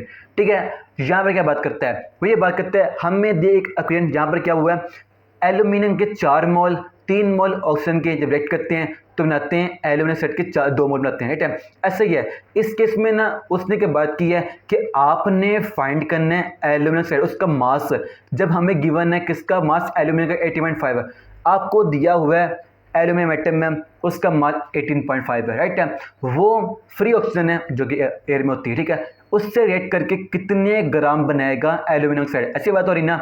तो यहाँ पर रिलेशन किसमें एल्यूमिनियम में और एल्यूमिनियम ऑक्साइड में, ऐसे है ना, 4 इस्तेमाल करेंगे एल्यूमिनियम तो बनते हैं 2 किसके एल्यूमिनियम ऑक्साइड के, राइट है। हमने फाइंड करना है तो यहाँ पर सिंपली बात क्या हो रही है मास फाइंड करने की, हमें करेंगे वेरी सिंपल है, पहले निकालेंगे एल्यूमिनियम के जो मोल बनते हैं इसके मोल निकालेंगे, फिर हम देखेंगे 18.5 ग्राम जो मोल है उससे एल्यूमिनियम ऑक्साइड है उससे कितने मोल बनते हैं, मोल निकालने पड़ते हैं, पहले हम मोल निकाल लेंगे फिर उन्हीं मोल से हम फाइंड कर लेंगे जिसने वादा किया मास फाइंड करना, ठीक है। आओ देखते हैं फार्मूलास क्या होते हैं, वेरी सिंपल। अगर हम बात करें एल्यूमिनियम का मास क्या होता है, जो होता है इसका एटॉमिक मास हमने फाइंड किया हुआ है, पढ़ा हुआ बल्कि 27 ग्राम पर मोल। ये आपने याद रखनी है चैप्टर वगैरह में वैल्यूज जो होते हैं जहाँ पर एलिमेंट्स को मेरे ख्याल से 20 के पास थे ना लिखवाए हुए हैं आपको, वो आपने जो उनकी बनती है मास है वो याद रखने पड़ेंगे क्योंकि हमने इसको इस्तेमाल करना होता है, बार बार इस्तेमाल करना होता है, कहाँ पर MCQs में सोल्व करने लाते हैं, ठीक है। और हमने निकाल लिया इसी के मुताबिक Al2O3 उसका क्या बनेगा मॉलिक्यूलर मास जो एक्चुअल होता है, Al कितने 27 होता है, उससे अगर मैटर 2 से कर देंगे, और जो होता है ऑक्सीजन से कितना होता है 16 होता है, उससे कर देंगे मल्टीप्लाई 3 से, दोनों कर देंगे ऐड, ये बन जाएगा 102 ग्राम पर मोल, राइट है, मास निकला है। वेरी सिंपल है, हमने पहले फाइंड करना है 18.5 हमें गिवन है, ये कितने मोल बनते हैं एल्यूमिनियम के, क्या करेंगे वेरी सिंपल, फार्मूला क्या होता है आपको जो गिवन मास है उसे कर देंगे डिवाइड किससे, उसके मोलर मास कह लो एटॉमिक मास को, उसे कर देंगे डिवाइड कर देंगे, ठीक है। आ जाएंगे यहाँ पर क्या मोल किसके एल्यूमिनियम कितने बन जाएंगे 0.685 मोल बन जाएगा, ठीक है। हमारे पास इतने गिवन मोल हैं एल्यूमिनियम के, अब पहले हम फाइंड करेंगे ये मोल कितने बनाते हैं एल्यूमिनियम ऑक्साइड, फिर हम उन मोल से निकालेंगे उसका मास, राइट है। हमने क्या देखा अभी रिएक्शन बताया मैं आपको, जब हम इस्तेमाल करते हैं 4 मोल किसके एल्यूमिनियम के, हमारे बनते हैं किसके एल्यूमिनियम ऑक्साइड के बनते हैं 2 मोल बनते हैं, ऐसे ही ना डबल इस्तेमाल किया उसको हाफ बने ये, ऐसे ही है ना। तो यहाँ पर अगर हमारे पास 0.6 से मोल मिले हमें किसके एल्यूमिनियम के, तो इसके हाफ कितने बनेंगे, ये बन जाएगा 0.3425 मोल, इतने मोल बनेंगे किसके Al2O3 के, राइट है। हमने देखे किससे इक्वेशन देख लिया, ठीक है, हमें मोल मिल चुके हैं, अब हमें फाइंड करना है स्मॉल से क्या इसका मास किसका Al2O3 का, कैसे फाइंड करते हैं, फार्मूला क्या होता है small m over divide by capital M is equal to n होता है। स्मॉल m यहाँ पे क्या गिवन मास है, कैपिटल जो m यहाँ पर क्या वो होता है हमारे पास मोलर मास होता है, इज इक्वल टू n क्या होता है ये नंबर ऑफ मोल होता है, ठीक है। हमने फाइंड करना है स्मॉल n को यानी गिवन मास को, क्या करेंगे उसके मोलर मास को कर देंगे मतलब किससे n नंबर मोल से कर देंगे, वो कितना हमारे पास 102 था और मोल कितना बस 0.3425 है, क्या आ जाएगा 34.9 आ जाएगा हमारे पास मास ऑफ Al2O3, ठीक है। वेरी सिंपल है, जो फॉर्मूला के हैं ना फाइंड करने के लिए मॉलिक्यूलर मास मोल फाइंड करने के, उन्हीं इस्तेमाल के फॉर्मूले को हमने आंसर निकाल लिया 34.9 ग्राम निकाल लिया, ठीक है। हमने अभी किया क्या था वेरी सिंपल, उसने हमें दी थी ये लिखो, ठीक है, उसने बात की थी कि आपने फाइंड करना है रिलेशन किसमें है एल्यूमिनियम में और Al2O3 में, इसी की बात हो रही ना, जब 4 मोल मिलते हैं Al के तो वो बनाते हैं 2 मोल किसके Al2 के, ठीक है। तो हमें उसने का मास दे दिया ग्राम में दिया Al का, इतने ग्राम मास है 18.5 है। अब मुझे बताएं इतने ग्राम से आप कितने मास निकालेंगे किसका Al2O3 का, अगर वो हमसे पूछता मास ऐसे किसमें ग्राम में पूछता, मैं कहता हूँ वेरी सिंपल है, क्योंकि देखो वो 4 था, उसके 2 बने हैं, ये 8.5 है, इसको डिवाइड कर दूंगा, हाफ ही करना है ना, तो बन जाएगा हमारे पास 9 पॉइंट कुछ बन जाएगा, ऐसे होता। लेकिन हमें उसने कह दिया आपने फाइंड करना है क्या, मोल फाइंड करने हैं। हमने क्या, पहले अपने इसके मोल वाले, इसके मोल मिल गए, इसके मोल से हमने फाइंड किया उसके मोल्स हाफ करके, उन मोल्स को हमने मल्टीप्लाई करके इसके मॉलिक्यूलर मास से निकाल लिया क्या, जो उन मोल को मल्टीप्लाई करके इसके हमने मॉलिक्यूलर मास से निकाल लिया क्या, गिवन मास जो फाइंड करना था, वो क्या था 34.9, ठीक है, इसे हमने निकाला, राइट है। उसके बाद नेक्स्ट क्वेश्चन है, वो पूछता है फ्रॉम दी इक्वेशन, हमें दोबारा एक दिया इक्वेशन, वो क्या है, नाइट्रोजन है वो रिएक्ट कर रहा है, हाइड्रोजन से बन रहा है अमोनिया, राइट है। How many mole of NH3 are produce, कितने मोल बनेंगे अमोनिया के फ्रॉम 2.5 मोल ऑफ N2। वाह वाह वाह, क्या बात है, क्या बात है। वो कैसे, देखो एक तो MCQ कितनी बार है, और जो मैंने आपको बात की थी, यहाँ पर हमसे डायरेक्ट बात पूछता है मोल मोल रिलेशनशिप, हमें मोल दिए हैं, मोल ही निकालने हैं, इसकी बात कर रहा है। वेरी सिंपल, हमें यहाँ पर नजर आ रहा है इस इक्वेशन से 1 मोल अगर मिलता है N2 का, बनाता है 2 मोल अमोनिया के, राइट है। तो हमें गिवन कितने, 2.5 मोल N2 के, कितने बनेंगे, डबल कर दो, क्या बनेंगे, 5 मोल बन जाएंगे। वेरी सिंपल इसका आंसर था, ठीक है। आपकी बुक में लिखे हुए हैं 3 टाइप के रिलेशन, मोल मोल मोल मास, लेकिन सर वो बोले आपने ना उन्हें भी ध्यान से पढ़ना है, वहाँ से क्वेश्चन इस तरह के आते हैं, आपको गिवन होगी एक इक्वेशन, वहाँ पर आप में देखना बात करें जिनके रिलेशन के वो आपस में रिलेट कर रहे हैं, बात कर रहे हैं, मोल कर रहे हैं, मासिक जिससे कर रहे हैं, आप उसको फाइंड कर देंगे इससे फॉर्मूला से, राइट है। यहाँ पर हमारी केमिस्ट्री कवर होगी।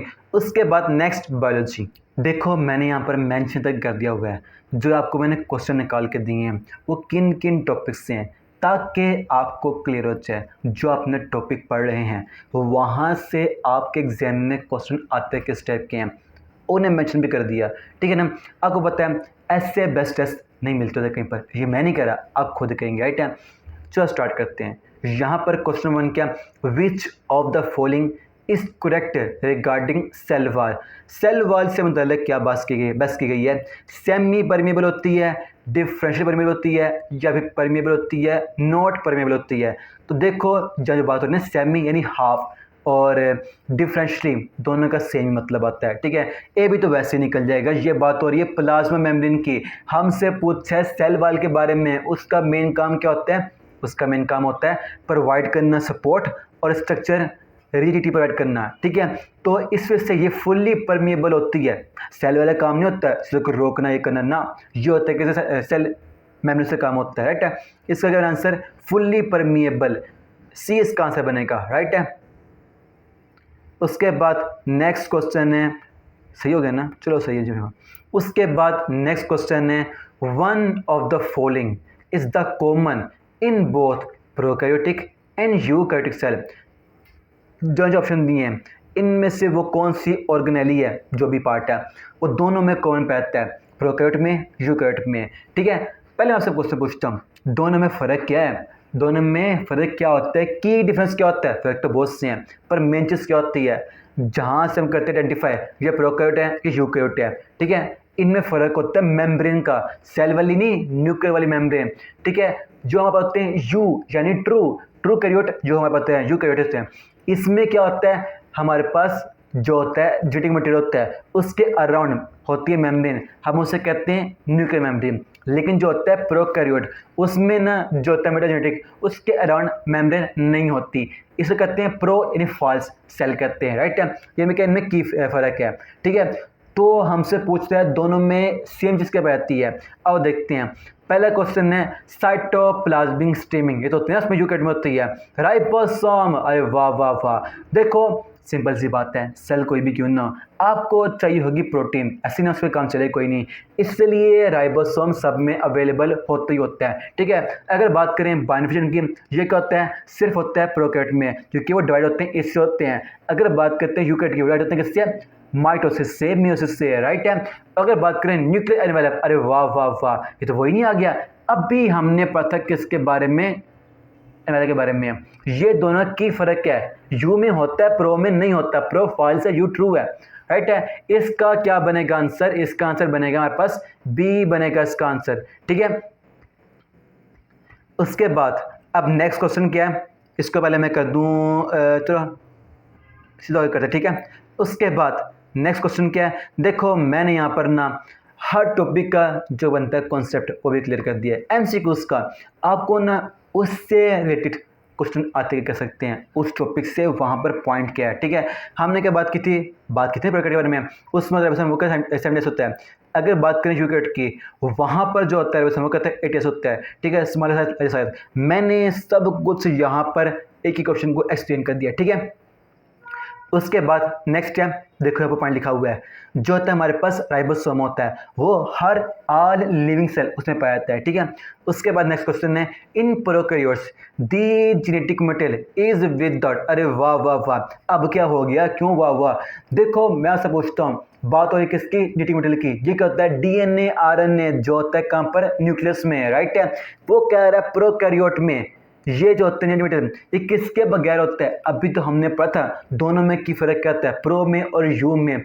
जो होता है हमारे पास प्रो का मटेरियल जेनेटिक, वो होता है विदाउट इनवेलप विदाउट मेम्ब्रेन। इसका क्या बनेगा आंसर, न्यूक्लियर मेम्ब्रेन, ठीक है। सेल मेम्ब्रेन की बात नहीं हो रही, न्यूक्लियर जो होती है न्यूक्लियर मेम्ब्रेन उसकी बात हो रही, ठीक है। इसका आंसर क्या बनेगा, सी बनेगा। ये की डिफरेंस है किसमें, प्रो में और यू में, राइट है। उसके बाद नेक्स्ट आंसर है, ठीक है, इसका आंसर बनता है ना, हाँ, lack of membrane bound nucleus.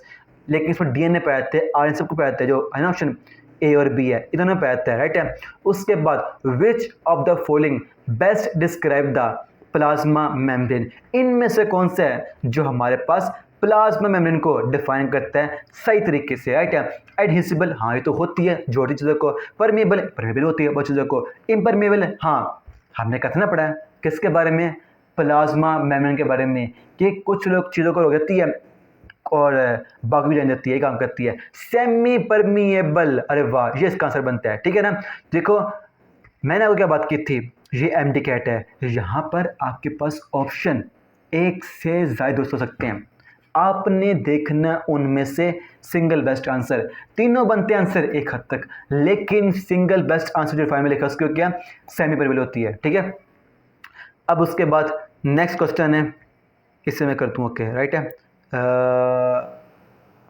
उसके बाद नेक्स्ट क्वेश्चन है, which of the following statement about fluid mosaic model, इनमें से कौन स्टेटमेंट है जो डिफाइन करते हैं फ्लूइड मोज़ेक मॉडल को। इसने क्या बात की थी, ये इसके नाम में शामिल है, फ्लूइड और मोज़ेक मैनर में, ठीक है। यहाँ की बात की थी कि जो होती है हमारे पास प्लाज्मा मेम्ब्रेन, ये उसके बारे में, ठीक है ना। जो यहाँ पर लिपिड की वैल्यू होती है ना, वो एज होती है फ्लूइड होती है, ठीक है, जिसमें जो होती है प्रोटीन वो मोज़ेक यानी इरेगुलर मैनर में एम्बेड हुई होती है। ये बात की थी फ्लूइड मोज़ेक मॉडल ने, यानी जो प्लाज्मा मेम्ब्रेन है वहाँ पर जो होगी लिपिड की लेयर होगी वो एज एन फ्लूइड है, एक सी की तरह, जिसमें जो प्रोटीन है वो एम्बेड हुई है, राइट है। अब इसकी मिसाल लें, जब हम जाते हैं अंटार्कटिका, उसके बाद आते हैं वहाँ पर क्या होता है, उसके किनारे पे ना समुद्र ही होता है, लेकिन वहाँ पर आइसबर्ग्स होते हैं, वो ऐसे तैर रहे होते हैं। आप ये मिसाल लें कि वो सी है, लिपिड बाई लेयर है, उसमें जो आइसबर्ग्स हैं वो क्या, प्रोटीन है, जो कि ना इरेगुलर मोज़ेक मैनर में वहाँ पर मौजूद है, फ्लोट कर रही है, ठीक है। इसकी डिफाइन क्या बनेगी, the membrane is like a sea, हाँ, of lipid in which protein is floating, ये इसकी डिफाइन बनती है, ठीक है। इसकी डिफाइन मैंने मुकम्मल लिख दिया, ठीक है। उसके बाद इसे कर दो, ओके, ठीक है। उसके बाद नेक्स्ट क्वेश्चन है, plasma membrane is the differentially permeable membrane due to the presence of, हमने पढ़ा ना प्लाज्मा मेम्ब्रेन के बारे में, ये क्या होती है, आप एक कह लो सेमी परमेबल कह लो, आप एक कह लो डिफरेंशियल परमेबल कह लो, दोनों सेम चीज़ है। ये होते क्यों है, तो देखो अगर हमने बात की स्ट्रक्चर की, या हमने कहता एक होती है लिपिड के लेयर की जो बनाती है, कहते हैं ना फ्लूइड तरह होती है, राइट है, और एक होती है इसमें प्रोटीन मेड होती है, ये काम होता है हमें पढ़ा। तो यहाँ पर जो होता है लिपिड की लेयर, इसका काम होता है इम्परमिएबल, इसको गुण देना। सिर्फ होती है क्या, ये प्रोटीन होती है, इसका काम होता है मुख्य सब्सटेंस को गुण देना। वो कैसे करती है, देखो यहाँ पर क्या होते हैं हमारे पास जो होती हैं मेन क्या, मेम्ब्रेन प्रोटीन होती हैं, इसका काम होता है मेनली सेलेक्टिव परमेबल करना, जो उनकी कुछ खास उनको जान देना, ठीक है। होती है हमारे पास प्रोटीन चैनल भी होती हैं, कैरेट भी होती हैं, और होती है पंप प्रोटीन होती हैं, जो कि ना अलग से होते हैं, उनको ज्वाइन देती हैं, राइट है। तो यहाँ पर क्या बनेगा इसका आंसर, इसका आंसर बनेगा क्या, सी बनेगा, क्योंकि जो इसकी सेमी परमिएबिलिटी है ये किसकी वजह से आती है, ये आती है हमारे पास प्रोटीन की वजह से, ठीक है जी। लिपिड का तो मेनली काम क्या है, स्टॉप करना, ठीक है, एक बनाना बैरियर, देखो अभी लिखा है lipid alone form a barrier, ठीक है। उसके बाद नेक्स्ट क्वेश्चन है, the main function of Golgi complex. Golgi complex का मेन फंक्शन क्या होता है? होती क्या है, क्या पढ़ा होगा? जो होती है गोल्जी कम्प्लेक्स कह लें, गोल्जी अपरेटस कह लें, ये क्या होती हैं? सिस्टर्नी की फैटेड मेम्ब्रेन होती है ना, उनका स्टैक्स होता है। ठीक है, इसका मेन काम क्या होता है? तो देखो, ये होती है एक पोस्ट ऑफिस की तरह, जहाँ मेन काम होता है आपको आए होते हैं ईमेल वगैरह जो आती है सेक्शन वगैरह, उसको पोस्ट ऑफिस में लेते हैं, उसको करते हैं मॉडिफाई करते हैं, पैकिंग करते हैं, प्रोसेस करते हैं, फिर उसको डिलीवर करते हैं। ये होता है किसका काम? गोल्जी कॉम्प्लेक्स का। आप याद रखिएगा उसको इस चीज़ से। ठीक है, क्या करेगी? जो आपको मिलती है सेक्रेशन, चाहे वो मिले प्रोटीन मिले, लिपिड मिले, जो भी मिले, ठीक है, उसे करेंगे पैक करेंगे, प्रोसेस करेंगे, फिर निकाल कर उसकी वेजिकल निकाल देंगे। ये होता है काम किसका? गोल्जी कॉम्प्लेक्स का। लिपोजेनेसिस नहीं, ये तो काम होता है SER, स्मूथ एंडोप्लाज्मिक से काम होता है। प्रोटीन बनाना, ये तो काम होता है किसका? राइबोसोम का होता है। और करना डिटॉक्सिफिकेशन, ये काम भी होता है SER का होता है, जो कि कहाँ होता है? लीवर में होता है ना। और packing and process of cell, है ना, इसकी बात हो रही है। ये काम है किसका हमारे पास? गोल्जी कम्प्लेक्स, गोल्जी अपरेटस, इसका काम आता है। ठीक है, क्लियर है? उसके बाद नेक्स्ट क्वेश्चन है, वो आपसे पूछता है ये आंसर का। हाँ देखो ना, क्या होता है? आप एक कह लो पोस्ट ऑफिस कह लो, आप एक कह लो पैकिंग सेंटर कह लो। ठीक है, इसका ही काम होता है, राइट। उसके बाद नेक्स्ट क्वेश्चन है, विच organelle give rise to primary lysosomes through the budding in eukaryotic cell। इनमें से कौन सी ऑर्गेनेली है जो कि ना बडिंग के जरिए बनाती किसको? लाइसोसोम को। हमने भी पढ़ा था वेजिकल निकालने किसका काम होता है? गोल्जी अपरेटस, इसका काम होता है, राइट है। तो यहाँ पर इसका आंसर वही बनेगा। क्या बनेगा? SER ये काम नहीं होता, रफ का भी नहीं होता, प्लाज्मा में भी उसका काम नहीं होता, गोल्जी सिस्टर्नी कह लें, गोल्जी अपरेटस कह लें, उनका मेन काम होता है, राइट है। इसका आंसर क्या बनेगा? डी बनेगा, क्योंकि ये होती है इन्वॉल्व किसमें? सेक्रेशन में। यहाँ क्या बात हो रही है किसकी? प्राइमरी लाइसोसोम की। होता पता क्या? जो होती है इसकी सिस साइड पर, किसकी? गोल्जी अपरेटस है ना, जो इसकी सिस साइड होगी, जो हाँ जो होती है इसकी का सिस साइड होती है, इसकी होती है एक सिस, एक होती ट्रांस होती है। सिस पर मिलती हैं इसको कौन? एंजाइम्स। कौन से? हाइड्रोलाइटिक एंजाइम्स होते हैं, जो कि कहाँ बने होते हैं? RER बने होते हैं। ठीक है, ये एंजाइम होता है रफ एंडोप्लाज्मिक रेटिकुलम, ये एंजाइम बनाएगा। ठीक है, अब ये एंजाइम कहाँ पर आते हैं? गोल्जी को आते हैं, और गोल्जी इनको करती है मॉडिफाई करती है, वेजिकल में आती है। अब इन वेजिकल को हम कहते हैं प्राइमरी लाइसोसोम्स। अब यहाँ पर जो हमारे पास होंगे ना एंजाइम्स, वो तो होते हैं इनएक्टिव होते हैं प्राइमरी में, लेकिन जब ये करती है फ्यूज करती है किसी फैगोसोम से जिसका मेटल मौजूद हो, अब इस केस में क्या हो जाएगी? एक्टिवेट हो जाएगी और बनेगी क्या? सेकेंडरी लाइसोसोम बना देगी, राइट है। यहाँ पर ये काम होता है। ठीक है, तो इसका आंसर क्या बनेगा? गोल्जी सिस्टर्नी बनेगा, राइट है। उसके बाद क्वेश्चन नंबर 9 क्या आता है? Which of the following is not the function of Golgi complex, Golgi apparatus, उसी की बात हो रही है, राइट है। यहां पर पूछता है इज नॉट नहीं, is a function, is function, note की बात उसने की है। ठीक है, आओ देखते हैं। इंट्रासेलुलर डिटेक्शन करना, ये तो फंक्शन किसका? एंजाइम का होता है, और जो एंजाइम कह रहा हूँ उसका होता है लाइसोसोम का होता है। ऑटोफैगी करना, ऑटोलाइसिस करना, दोनों इसके होते हैं। सेल सेक्शन करना, प्रोसेस करना, पैकिंग करना, क्योंकि पोस्ट ऑफिस होता है, किसका काम होता है? गोल्जी कॉम्प्लेक्स का होता है, राइट है। उसके बाद इसका आंसर क्या बनेगा? डी बनेगा इसका आंसर। ठीक है, डी इसका आंसर बन गया, राइट है। उसके बाद नेक्स्ट क्वेश्चन क्या आते हैं?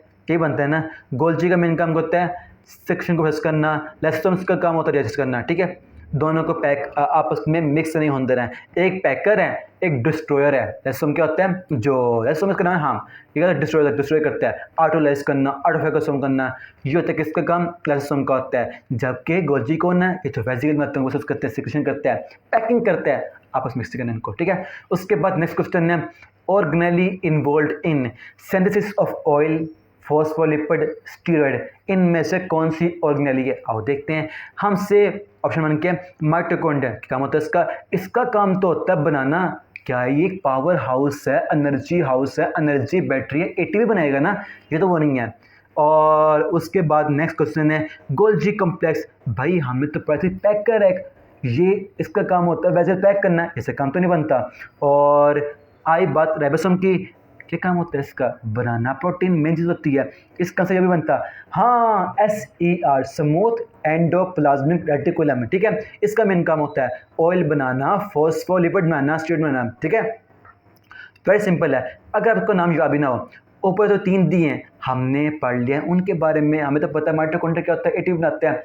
जो गोल्जी कॉम्प्लेक्स में होता है क्या करता है? पैकिंग करता होता है, राइबोसोम में आता है, क्या आता है, प्रोटीन में होता है, तीनों नहीं है, ऑप्शन नंबर सी बनेगा। ठीक है, इसे कहते हैं मेथड ऑफ एलिमिनेशन, आंसर निकालने का, राइट है। उसके बाद नेक्स्ट क्वेश्चन है, वो क्वेश्चन पूछता है which organelle is usually referred to as the post office of the cell and why. अरे वाह वाह वाह वाह वाह वाह, अब तो वाह कहना बनता है ना।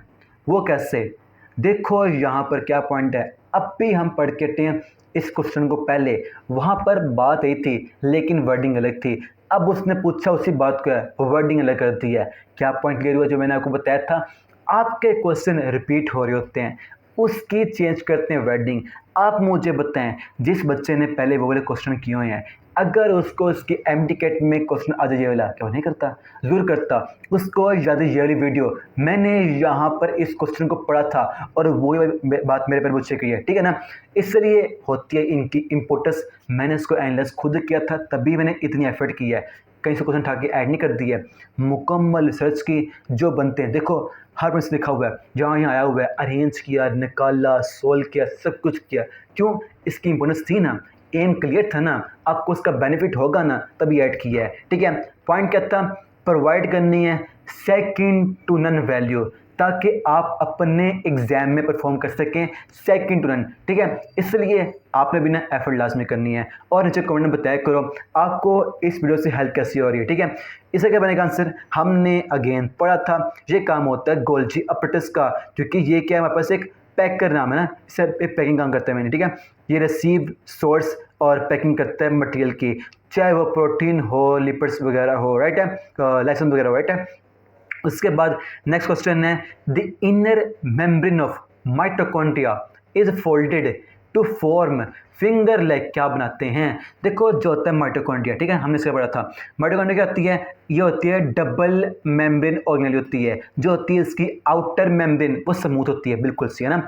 जो होती है इसकी इनर मेम्ब्रेन वो स्मूथ नहीं होती, वो बनाती है एक स्ट्रक्चर फिंगर लेग से, जिसे कहते हैं क्रिस्टी कहते हैं उससे हम। ठीक है, तो हाँ हो सकता है मैं इसको ना जो कर रहा हूँ प्रोनाउंसिएट वो गलत कर रहा हूँ, लेकिन मैंने जो याद किया अपने टाइम पर वैसे ही बोलूँगा ना, तो वही याद है, इसलिए ना जो है वही है। ठीक है, और अगर हम बात कर करने की, ये क्या होते हैं, ये होते हैं गोल्जी कब्लेक्स की होती हैं, फ्लैटेंड मेम्ब्रेन होती हैं। ठीक है, ये वो नहीं, इनको मिक्स नहीं करना। यहाँ बात हो रही क्रिस्टी की, जो होते हैं इनर मेम्ब्रेन माइटोकॉन्ड्रिया के, वहाँ पर होते हैं फिंगर लाइक स्ट्रक्चर होते हैं, उसमें कहते हैं क्रिस्टी कहते हैं। ठीक है, ऐसे करता क्यों है, ये करता है इसलिए ताकि ना जो इसकी सरफेस एरिया वो बढ़ सके अंदर। उससे क्या होगा, उससे जो होंगे एटीपी सेंसेस होंगे वो एफ बढ़ होते हैं, ये बढ़ जाएंगे, इसी तो बना पाएगा ज़्यादा एटीपी, क्योंकि मेन काम क्या होता है इसका एटीपी बनाना।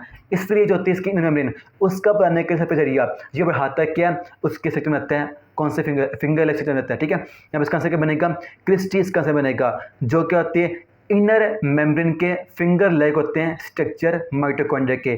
क्लियर है, क्लियर है। उसके बाद नेक्स्ट क्वेश्चन है, the enzyme ATP synthesis is located on the membrane of, किसकी होता है, अभी हमने पढ़ा है, आप मुझे बताएं किसका काम होता है एटीपी बनाना, माइटोकॉन्ड्रिया का।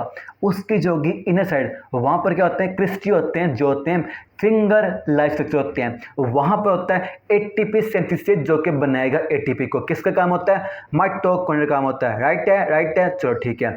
उसके बाद नेक्स्ट क्वेश्चन है, the structure which disappear during the cell division, वो कौन होता है स्ट्रक्चर। तो देखो जब हमने करनी है क्या, सेल डिवीजन, तो पहले करेंगे तकसीम करेंगे, जो होगा हमारे पास न्यूक्लियर मटेरियल, जेनेटिक मटेरियल, उसको तकसीम करेंगे।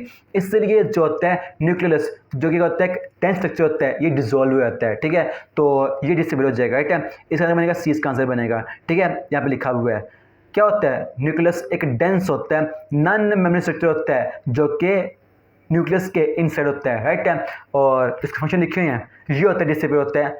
जो हमने करनी होती है क्या, सेल डिवीजन, ये प्रोफेस में ना डिसॉल्व हो जाता है और वापस जाकर टीलोफेस में वापस आता है। ठीक है, उसके बाद नेक्स्ट क्वेश्चन क्या, which cytoplasmic organelle make its own protein, ऐसी कौन सी ऑर्गेनेली है, सेल की बात नहीं कर रहे, उसमें अंदर मौजूद बात करें ऑर्गेनेली की, वो कौन है जो बना सकती है अपनी खुद की प्रोटीन। तो देखो आप बेसिकली पढ़ेंगे दो के बारे में, एक का नाम है माइटोकॉन्ड्रिया, एक होता है क्लोरोप्लास्ट। इनकी बात होती है, ये होती हैं डबल मेम्ब्रेन ऑर्गेनेली, अपनी खुद की बना सकते हैं प्रोटीन को। ये ना बात पढ़ते होते हैं, आपका चैप्टर है एवोल्यूशन का, वहाँ पर जाके पढ़ते हैं। वहाँ पर एक थ्योरी आती है जो ओरिजिन से मतलब क्या है, मतलब जो होते हैं लिविंग ऑर्गेनिज्म वो कहाँ से ओरिजिनेट हुए थे। वहाँ पर उन्होंने बात पेश की थी, थ्योरी का नाम था एंड सिम्बायोटिक थ्योरी, ठीक है। तो वहाँ बेसिकली बात की थी जो आता है हमारे पास माइटोकॉन्ड्रिया हो गया, क्लोरोप्लास्ट हो गया, इनके पास होती हैं अपनी प्रोटीन पैदा करने की, तभी ये ना सेल के बगैर भी ऐसे बात जिंदा रह सकते हैं, ठीक है। कोई मसला नहीं, हम पढ़ेंगे ना इसको, चलो वो भी है ना आपके सिलेबस में, हम उससे भी पढ़ रहे होंगे, ठीक है। वहाँ इसकी बात हुई थी, यहाँ पर क्या बनता है इसका, सी इसका आंसर बनता है माइटोकॉन्ड्रिया, ठीक है, इसका आंसर बनता है, राइट है, क्लियर है, चलो ठीक है। और ये देखो यहाँ लिखा भी हुआ है एंड सिम्बायोटिक थ्योरी, मतलब मैं सबको से लिख दिया हुआ है, उसकी जो बनते हैं बेसिक एक क्वेश्चन से सारे कॉन्सेप्ट जो बनते हैं उससे मतलब टॉपिक के क्लियर यहाँ पे कर दिए हुए हैं, राइट है। अब आपका काम है इसको ध्यान से पढ़ना समझना, राइट है। Mitochondria are semi autonomous organelles, autonomous खुद ब खुद अपने आप को खुद बचा सकती हैं, इनको सेल की नीड नहीं है, पर सेमी सेमी की बात होती है, ठीक है, उसकी बात हो रही है। उसके बाद नेक्स्ट क्वेश्चन है which organelle detoxify toxins and poisonous compound, इनमें से कौन है जो करता है। तो देखो यहाँ बात हो रही है बेसिकली इसकी SER स्मूथ एंडोप्लाज्मिक रेटिकुलम की। कोई देखो अगर हम बात करें क्या होता है, डिस्ट्रॉयर है, इसका काम नहीं होता। राइबोसोम प्रोटीन है, माइटोकॉन्ड्रिया ATP है, ये क्या SER है जो खास काम होता है लीवर में होता है, लीवर में होता है, उसका मेन काम होता है ना, ठीक है। यहाँ इसकी बात हो रही है, आंसर बनेगा इसका B बनेगा, क्योंकि ए जो लाइसोसोम है उसका काम होता है डिस्ट्रॉय करना, राइबोसोम प्रोटीन बनाना, ATP एनर्जी पावर बनाना, ठीक है। आंसर क्या बना इसका B बनेगा, राइट है।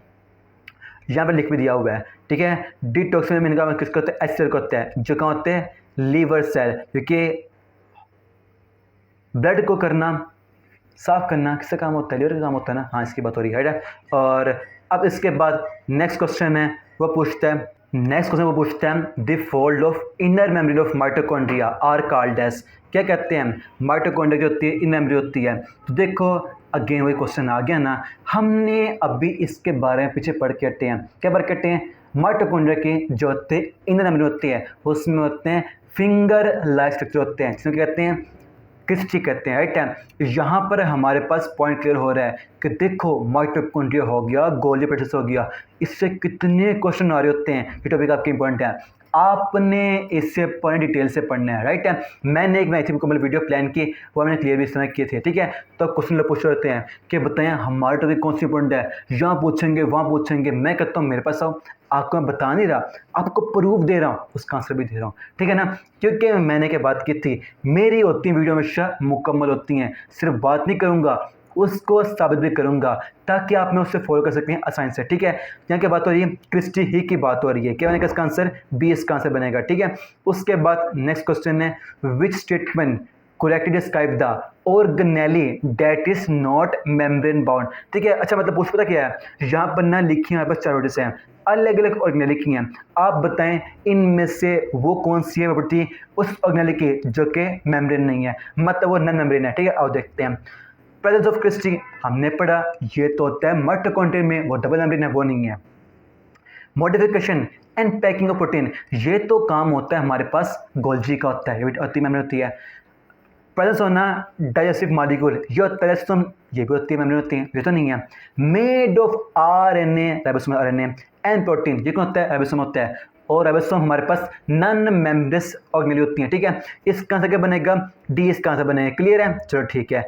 अब उसके बाद नेक्स्ट क्वेश्चन है the nucleus takes the due to the presence of, हमारे पास जो होता है न्यूक्लियस उसका होता है ना एक डार्क सा कलर होता है, वो किस वजह से होता है, किस वजह से होता है, वो होता है हमारे पास क्रोमेटिन से होता है, क्रोमेटिन कैसे होता है पता क्या है, हम कहते हैं किसके हैं, जो होता है हमारे पास क्रोमेटिन है, इसमें ना अवेलेबल होगा कौन कौन होगा, DNA और होती हैं हिस्टोन और नॉन हिस्टोन होती है क्रोमेटिन में, ठीक है। अब यहाँ पर DNA होता है, ये क्या होता है Hg को होता है, ये अपना अट्रैक्ट करता है किसको, बेसिक डाइस्टर हम कहते हैं, जिसकी वजह से ना क्रोमेटिन के से जो होता है न्यूक्लियस इसको मिल जाता है एक डार्क कलर में देता है, ठीक है। तो किसके से होगा, जो होता है हमारे पास क्रोमेटिन होता है, इसके होता है DNA में डार्क सर्कल आता है, ठीक है। और क्या बनेगा इसका आंसर, इसका आंसर A ही बनेगा, क्लियर है। अब उसके बाद नेक्स्ट क्वेश्चन है, वो पूछता है chemical composition of chromosome, chromosome किससे मिलकर बना होता है। अभी हम पढ़ के हटे हैं क्रोमेटिन, डीएनए और हिस्टोन नॉन हिस्टोन प्रोटीन इससे मिलकर बना होता है। क्या बनेगा? RNA lipid DNA protein. हाँ, ये इसका आंसर बनेगा। देखो सारे क्वेश्चन आपस में क्या है, इंटरकनेक्टेड हैं। और मैंने आपको लिख दिया हुआ है, सिंध में भी आ रहा है, बलूचिस्तान में भी आ रहा है, उसे किया ना अलग अलग, बुलान और बीएमएस दोनों सेम चीज़ आते हैं, वही क्वेश्चन बार बार रिपीट हो रहे होते हैं। मतलब बेसिकली आपको पॉइंट क्लियर हो चुके हैं, मैं बात किस चीज़ से कर रहा हूँ, ठीक है। उसके बाद अब नेक्स्ट क्वेश्चन है, नेक्स्ट पूछते हैं positively charge histone protein are due to the abundance of basic amino acid. अच्छा वो पूछ रहे हैं वो कौन सी थी बेसिक अमाइनो एसिड जिसके से जो होती है हमारे पास हिस्टोन होती हैं वो पॉजिटिव होती हैं, राइट। इसके बारे में पूछ रहा है वो कौन सी होती हैं, आर्जिनिन और लाइसिन होती हैं। हमने क्या पढ़ा था, जो होता है हमारे पास कौन, क्रोमेटिन होता है, क्रोमोसोम होता है, राइट है ना। इसका जो होगा डीएनए वो क्या होता है, नेगेटिव होता है और वो होता है बेसिक होता है, राइट है। अब वो एसिडिक होता है ना, और वो स्ट्रांगली क्वाइल हुआ होता है किसके ऊपर, हिस्टोन होती है, इसमें क्वाइल हुआ होता है, किस किस होता है, ये बेसिक अमाइनो एसिड और उसके बाद कैसे, ठीक है। यहाँ पर क्या बात हो रही है, इसका क्या बनेगा आंसर, आर्जिनिन और लाइसिन का आंसर बनेगा, ठीक है। ये होती हैं बेसिक अमाइनो एसिड किसमें, हिस्टोन प्रोटीन में, आर्जिनिन और लाइसिन, राइट है। उसके बाद नेक्स्ट क्वेश्चन है the terminal end of chromosome are called, क्या कहते हैं हम उससे, क्रोमोसोम के टर्मिनल एंड को क्या कहते हैं उससे, बताओ। ये होते हैं टीलोमर्स होते हैं, ठीक है। जो होते हैं क्रोमोसोम हमें पता है ना एच शेप होती है, उसके होते हैं टर्मिनल एंड, उस पर टीलोमर्स होते हैं। क्या काम क्या होता है इसका, तो देखो हमने क्या पढ़ा है, जो क्रोमोसोम होता है, क्रोमेटिन होता है, इसमें क्या होता है, डीएनए का थर्ड धागा होता है, राइट है। इसका काम होता है उसको मेंटेन रखना। वो कैसे, आप सिर्फ मिसाल कुछ नहीं लें, आप जो बूट पहनते थे लेसिस वाले, तस्मे वाले, उसमें क्या होता है, जो लेस होता है ना, उसके ना एंड पे टिप होती है प्लास्टिक कवर की, इससे क्या काम होता है, उसका मेनली काम होता है उस जगह खोलने से ना, ये काम होता है ना। बिल्कुल ऐसे यहाँ पर काम किसका, टीलोमर्स का। वो कैसे, इसका मेन काम होता है जो होते हैं ना, इनके स्टैंड होते हैं, आर्म्स होते हैं क्रोमोसोम के, उसको आपस में फ्यूज होता है, क्रोमोसोम को मेंटेन रखना, काम किसका होता है, टीलोमर्स का होता है, राइट है। नेक्स्ट क्वेश्चन है फंक्शन ऑफ सेंट्रोमेयर, क्या फंक्शन होता है सेंट्रोमेयर का, क्या होता है, ये क्या होता है, तो हमने पढ़ा था क्रोमोसोम के बारे में, इसके होते हैं दो सिस्टर क्रोमेटिन होते हैं ना, क्या होते हैं। अब इनको सेंटर से होल्ड करके रखना, ये काम होता है किसका, सेंट्रोमेयर का होता है, ठीक है। ये इसका मेन काम होता है, ठीक है, सेंट्रोमेयर का। इनको प्रोटेक्ट करना एंड्स को, वो तो हमने पढ़ा है, काम होता है टीलोमेयर्स का, राइट है ना। तो ये इसका मेन फंक्शन होता है। और देखो सेंट्रोमेयर की पोजीशन ही की वजह से हमारा बनती है क्रोमोसोम बनती है, वो कौन सी होती हैं, हमने आप पढ़ी होंगी, जहाँ पर हमारे पास जो होता है सेंट्रोमेयर वो मिड में होगा, बिल्कुल हम उसे कहते हैं मेटासेंट्रिक, जहाँ पर ना थोड़ा ऊपर होगा मिड से, उसे कहेंगे सब मेटासेंट्रिक कहेंगे। जहाँ पर ना जो एंड होते हैं क्रोमोसोम के वहाँ पर थोड़ा सा नीचे होगा तो हम कहेंगे एक्रोसेंट्रिक कहेंगे, और जहाँ पर बिल्कुल एंड के पास होगा, टीलोमर के पास होगा, तो हम कहते हैं टीलोसेंट्रिक कहते हैं, ठीक है।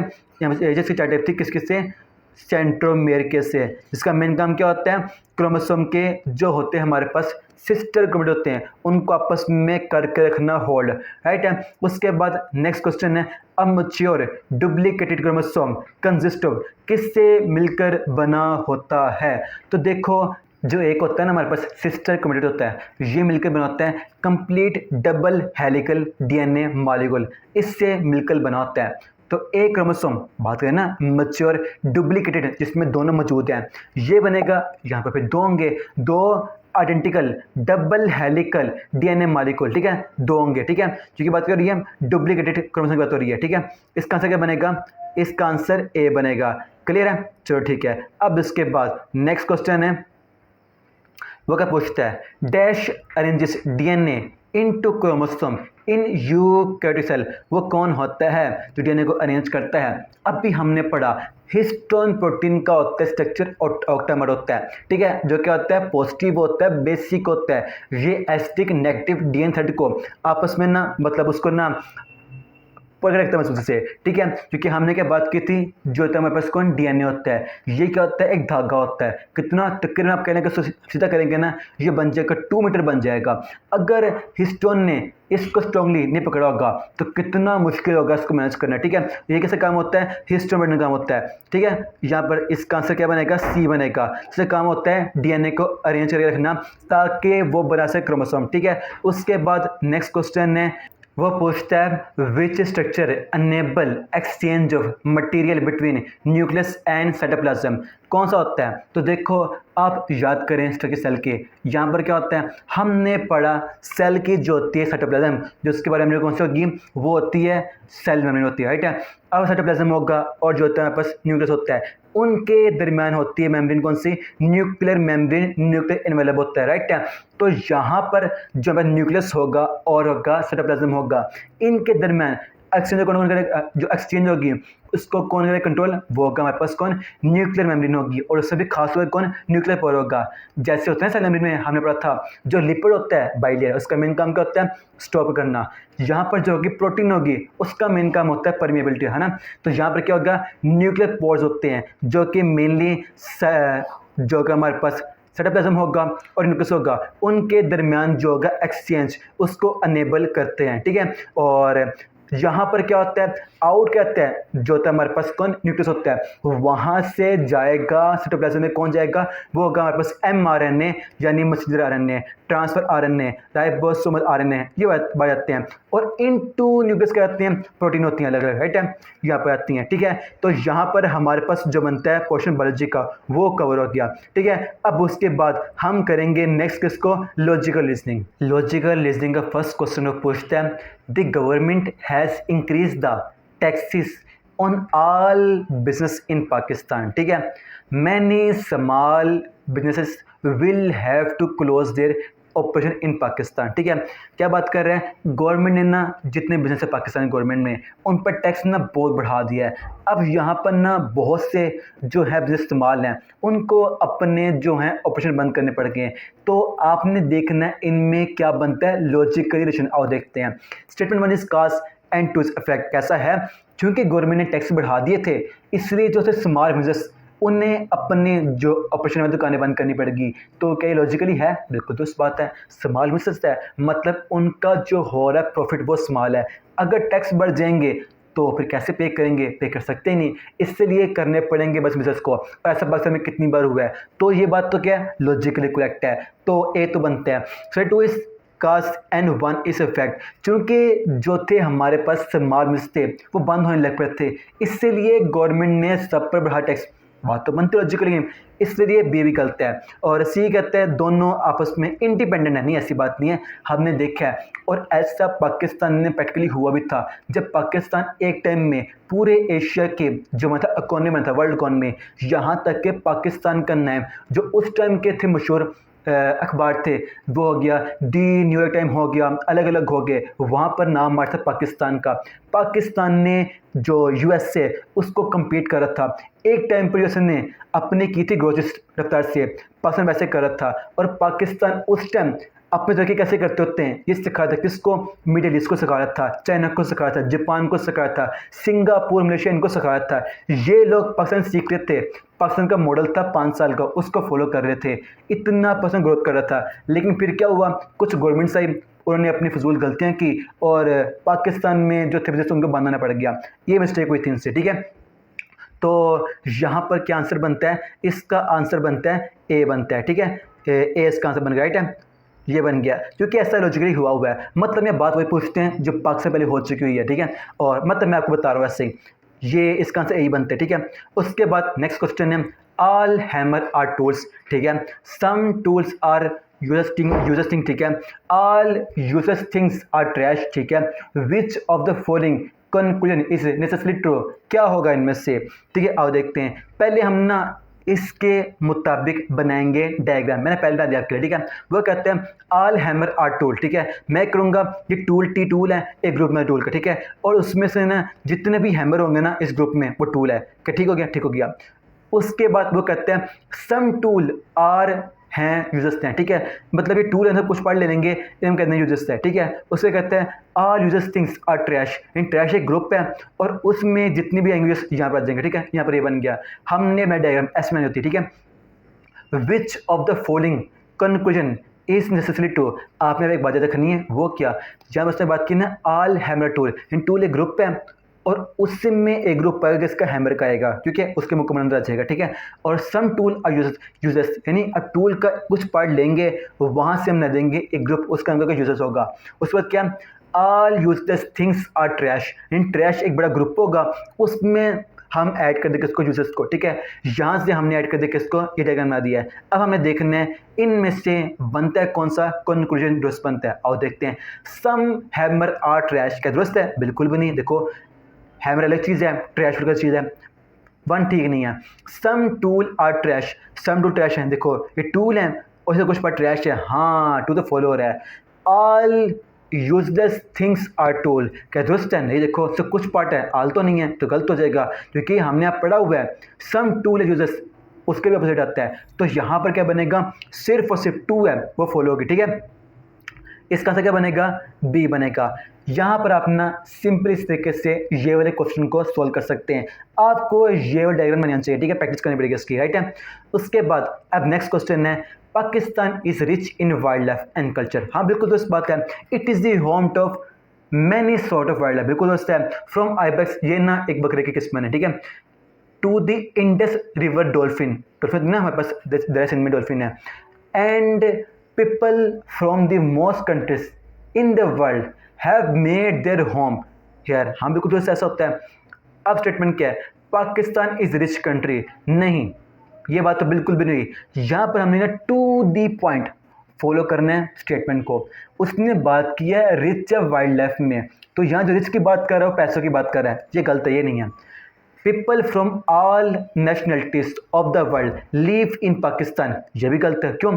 उसने यहाँ पर बात की है पीपल फ्रॉम मोस्ट कंट्री, ज़्यादातर, ना के all, to the point follow करना है, टू भी गलत है। Pakistan is the home to at least one dolphin species, हाँ ये तो बात दोस्त है। उसने बात तो की है कि यहाँ पर जो पाए जाते हैं इंडस डॉल्फिन अवेलेबल है, इसलिए ये 3 इसका आंसर बनेगा। और ये क्वेश्चन नहायत इंपॉर्टेंट है, मैं सिर्फ वीडियो देखा बार बार, ठीक है। तो इसका आंसर क्या बनेगा, ओनली हम फॉलो करेंगे किसको, 3 इज करेक्ट। इसका आंसर क्या बनेगा, बी ए बनेगा, राइट है, इसका आंसर ए बनेगा, ठीक है।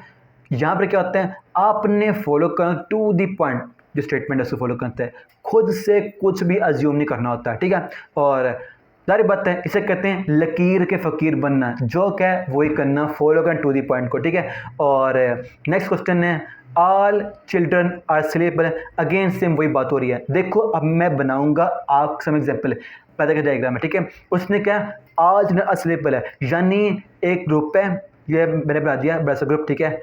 अगर गलती है तो कोई मसला बात नहीं, ठीक है। ये क्या है, स्लीपर ग्रुप है एस, ठीक है। मैं सर ना लैपटॉप से लिख रहा हूँ इसलिए मुश्किल होती है, मतलब साफ लिखा जाता है, ठीक है। आपने से कंप्रोमाइज़ करना है, ठीक है। और क्या हमारे पास जितने भी होंगे चिल्ड्रन इसके अंदर आ जाएंगे, ठीक है। ये हमने बनाया एक ग्रुप किसका, चिल्ड्रन का, ठीक है, इसके अंदर बनाया, ठीक है। तो ये क्या हो जाएगा, हमारे पास चिल्ड्रन आ जाएंगे, ठीक है। यहाँ पर क्या जाएगा, सी आ जाए चिल्ड्रन, राइट है। और सम सिलीवर आल रिच, सर रिच एक ग्रुप, रिच एक लोअर ग्रुप है और उसमें कुछ आ जाएंगे सिली आ जाएंगे, ठीक है। हम कह दिया रिच कह दिया, ठीक है, ये आर रिच आ गया, ठीक है, आर रिच आ गया, ठीक है, यहाँ पर ये आ गया। उसके बाद all rich are big source, big source, ठीक है। तो हमें करेंगे एक ग्रुप बनाएंगे बिग सोर्स का, ये ग्रुप आ गया बिग सोर्स का, ये अगेन सेम वही बात नहीं है जैसे वहाँ पर हुई थी, ठीक है। इसे बी से कर दो, ठीक है, अब बी से शो कर दो उसको। हमने अभी सेम मैथड इस तरह डायग्राम पर, ठीक है। तो ये आ गया। अब देखते हैं जो हमें थी कंडीशन उसके मुताबिक ये बनती है हमारे पास डायग्राम। हमने देखना है यहाँ पर कौन सा होगा कंक्लूजन जो फॉलो होगा लाजमी तौर पर, ठीक है। Some sleeper are children, some silly children, हाँ बिल्कुल दोस्तों, देखो चिल्ड्रन का सिली का एक पार्ट चिल्ड्रन है ना, तो इसका आंसर क्या बनेगा, ये सही वन ना। Some rich people are children, rich का कुछ चिल्ड्रन है ना, ये बात नहीं, देखो चिल्ड्रन यहाँ पर है, रिच यहाँ पर है, नहीं है, टू गलत है। Some sleeper are big shorts, सिली कुछ बिग शॉर्ट्स है, बिल्कुल है, तो मतलब 1 भी ठीक है 3 भी ठीक है। इससे क्या बनेगा आंसर 1 और 3, इसका आंसर बनेगा हमारे पास ए बनेगा, 1 भी ठीक है 3 भी ठीक है। ठीक है, आपने सिंपली डायग्राम से निकाल लिया, मैंने अभी साफ नहीं बनाई है, वो आपको पता है इस्तेमाल करते लैपटॉप। ठीक है, जो इसका टच पैड होता है इस तरह थोड़ी होती है प्रॉब्लम लिखने में, राइट है, नो प्रॉब्लम। बात हमें जो था उसका मेन कॉन्सेप्ट है वो क्लियर हो गया, बस फिर ठीक है, इतना काफ़ी है। नेक्स्ट क्वेश्चन है, your toddler drop and break the glasses by genuine accident. ठीक है, आपके बच्चे ने ना जो थी आपकी ग्लासेस एंड उसको ना गलती से जेन्युइन एक्सीडेंट है गिरा दी, टूट गई। ठीक है, कोर्स ऑफ एक्शन अब आप करेंगे। Number 1, yell at him to be more careful about thing made of glass. उस पर ना ताबड़तोड़ बातें शुरू कर देंगे, अच्छी वजह सुनाएंगे उसको, ताकि वो अगली बार केयर करे। किसके बारे में? ग्लासेस के बारे में। कैसे फॉलो करेंगे हम? नंबर 2 पर, punish them to ensure they remember to be extra careful next time. उन्हें पनिश करेंगे, मुर्गा बना दें, चक्कर लगाएं ग्राउंड के उन्हें कि नेक्स्ट टाइम ऐसा ना करें। क्या दोनों करेंगे? हमने देखा ऐसे करते, लेकिन देखो यहाँ पर बात हो रही किसकी? कागज़ पर बात हो रही ना, हम फॉलो करेंगे इथिक्स को। अभी बात हो रही कैमरा के सामने, हम बनेंगे इथिकल, बिल्कुल शराफत से, कोई मसला बात नहीं, तुम तो मेरी जान हो, तुम 1 या 1000 तो कोई मसले बात नहीं, कोई मसले बात नहीं, बस कैमरा बंद होने दो, फिर देखो तुम कौन तो मैं कौन। ठीक है, यहाँ करेंगे, दोनों को फॉलो नहीं करना। ठीक है, तो नॉट नाइदर 1 और 2, क्योंकि दोनों में क्या है, बात हो रही है एक्सट्रीम किस्म की। तो चूंकि यहाँ पर आइडल बात हो रही है, आप कह रहे हैं बात हो रही है कैमरे के सामने, अच्छे बन करेंगे। ठीक है, ना उसे हम गुस्सा करेंगे, ना उसे हम पनिश करेंगे, कोई मसले बात नहीं है, आप बस केयरफुल रहें। ठीक है, ऐसे बात करेंगे, राइट है, हमने एक्सट्रीम को फॉलो नहीं करना है, यहाँ पर बात ही हो रही। ठीक है, उसके बाद अब नेक्स्ट क्वेश्चन है, many school have banned the scale sale of fast food in their premises. ठीक है जी, बहुत स्कूल है ना, उन्होंने फास्ट फूड के सेल को बंद कर दिया। ठीक है, obesity in younger has been linked to poor eating habits. अब ये क्वेश्चन ना सेम उससे मिलता है जो मैंने लास्ट टाइम किया था। वो कहते हैं कि ओबेसिटी, मोटापा, जो कि तमाम बीमारी जुड़ी होती है, ठीक है, वो लिंक करती है पुअर ईटिंग हैबिट्स, यानी बुरी खुराक खाना। खास तो बात हो रही है किसकी? फास्ट फूड की है, इससे होती है ओबेसिटी, जो कि बहुत नुकसान में होती है। तो इसलिए, और ये स्टेटमेंट 2 है, 1 में कहते हैं बहुत स्कूल है ना, उन्होंने ना फास्ट फूड सेल है जो उन्हें कैंटीन में होती थी वो बंद कर दी हुई है। अब वो कहते हैं में से क्या होगा? Statement 1 is cause and 2 is effect. क्या बनता है लॉजिकली? बिल्कुल नहीं बनता, क्योंकि फास्ट फूड बंद हो गया था, ओबेसिटी बीमारी बिल्कुल अलग अलग नहीं बनता ना। Statement 2 is cause and 1 is effect. 2 ये कहता है कि ओबेसिटी जो यंगर होते हैं, जवान होते हैं, उनमें मोटापे का बायस बनती है, और 1 में कहते हैं इसलिए बहुत से स्कूलों ने जो फास्ट फूड है उनको अपनी कैंटीन में सेल करना बंद कर दिया है। क्या ये आपस में लॉजिकली मिलते हैं? हाँ बिल्कुल मिलते हैं, क्यों नहीं मिलते? इसलिए बी फॉलो करेंगे हम। क्या इसका आंसर क्या बनेगा? बी बनेगा। ठीक है, यहाँ जब आती है जो बनता है लॉजिकली आपने उसको फॉलो करना, राइट है, ये क्वेश्चन हो गया।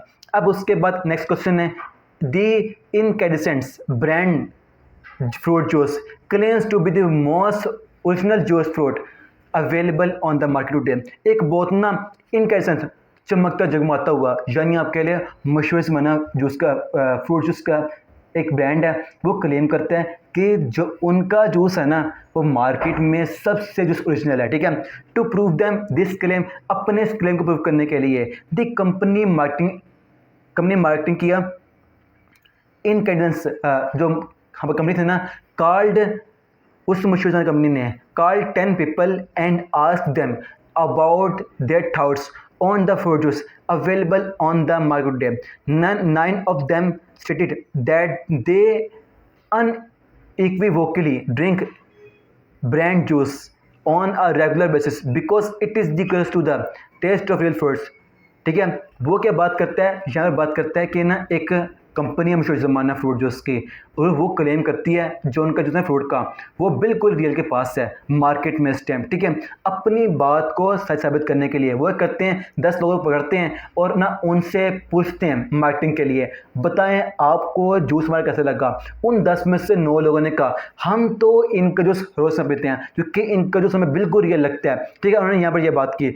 अब उनसे पूछता है which of the following would most weaken this argument.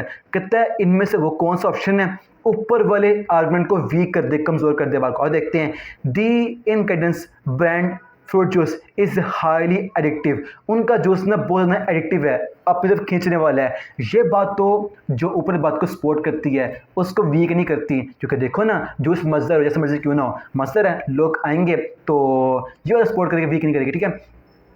और उसके बाद नेक्स्ट कहता है दी 10 people were selected at random. वो जो 10 लोग थे उन्होंने रैंडमली लिए थे। अगर तो रैंडमली थे और उन्होंने आगे कह दिया तो अच्छा है, तो सपोर्ट करेगी इसको। उसके बाद कहते हैं most people prefer cola drinks to fruit juice, और incandescents is a poor third to Coke and Pepsi. ये तो बात मिलती कोई नहीं है कि लोग ना जो होती हैं ड्रिंक, कोला ड्रिंक होती हैं, जिसे हम कहते हैं स्वीट ड्रिंक होती हैं, उसको जूस के बाद प्रेफर करते हैं, उसकी बात मिलती कोई नहीं ऊपर से, ठीक है। अब ऑप्शन बी है the 10 people called were related to close to the top executive of the company. वो यहाँ पर ये कहता है जिन लोग के इन्होंने मार्केटिंग की है ना, ये 10 वही लोग थे जो कंपनी के मेन एग्जीक्यूटिव हैं, उनके रिश्तेदार थे। अगर तो ऐसी बात है तो वो जानने वाले हैं, वो इस कंपनी से प्रॉफिट उठाते हैं। इसका मतलब है वो जो बात कर रहे हैं वो बात झूठ हो सकती है। इस वाले ऑप्शन ने ऊपर वाले आर्गुमेंट को वीक कर दिया, क्योंकि उन्होंने अपनी बात सच करने के लिए 10 लोग लेके आए थे जिन्होंने कहा था हाँ दुरुस्त है। यहाँ पर ऑप्शन में कहा वो 10 लोग इनके अपने ही लोग थे, वो झूठ तो बोलेंगे, मतलब झूठ बोल सकते हैं इसके बारे में। इसलिए अगर तो ऑप्शन बी ठीक है, उसने ऊपर वाले आर्गुमेंट कर दिया, वीक कर दिया।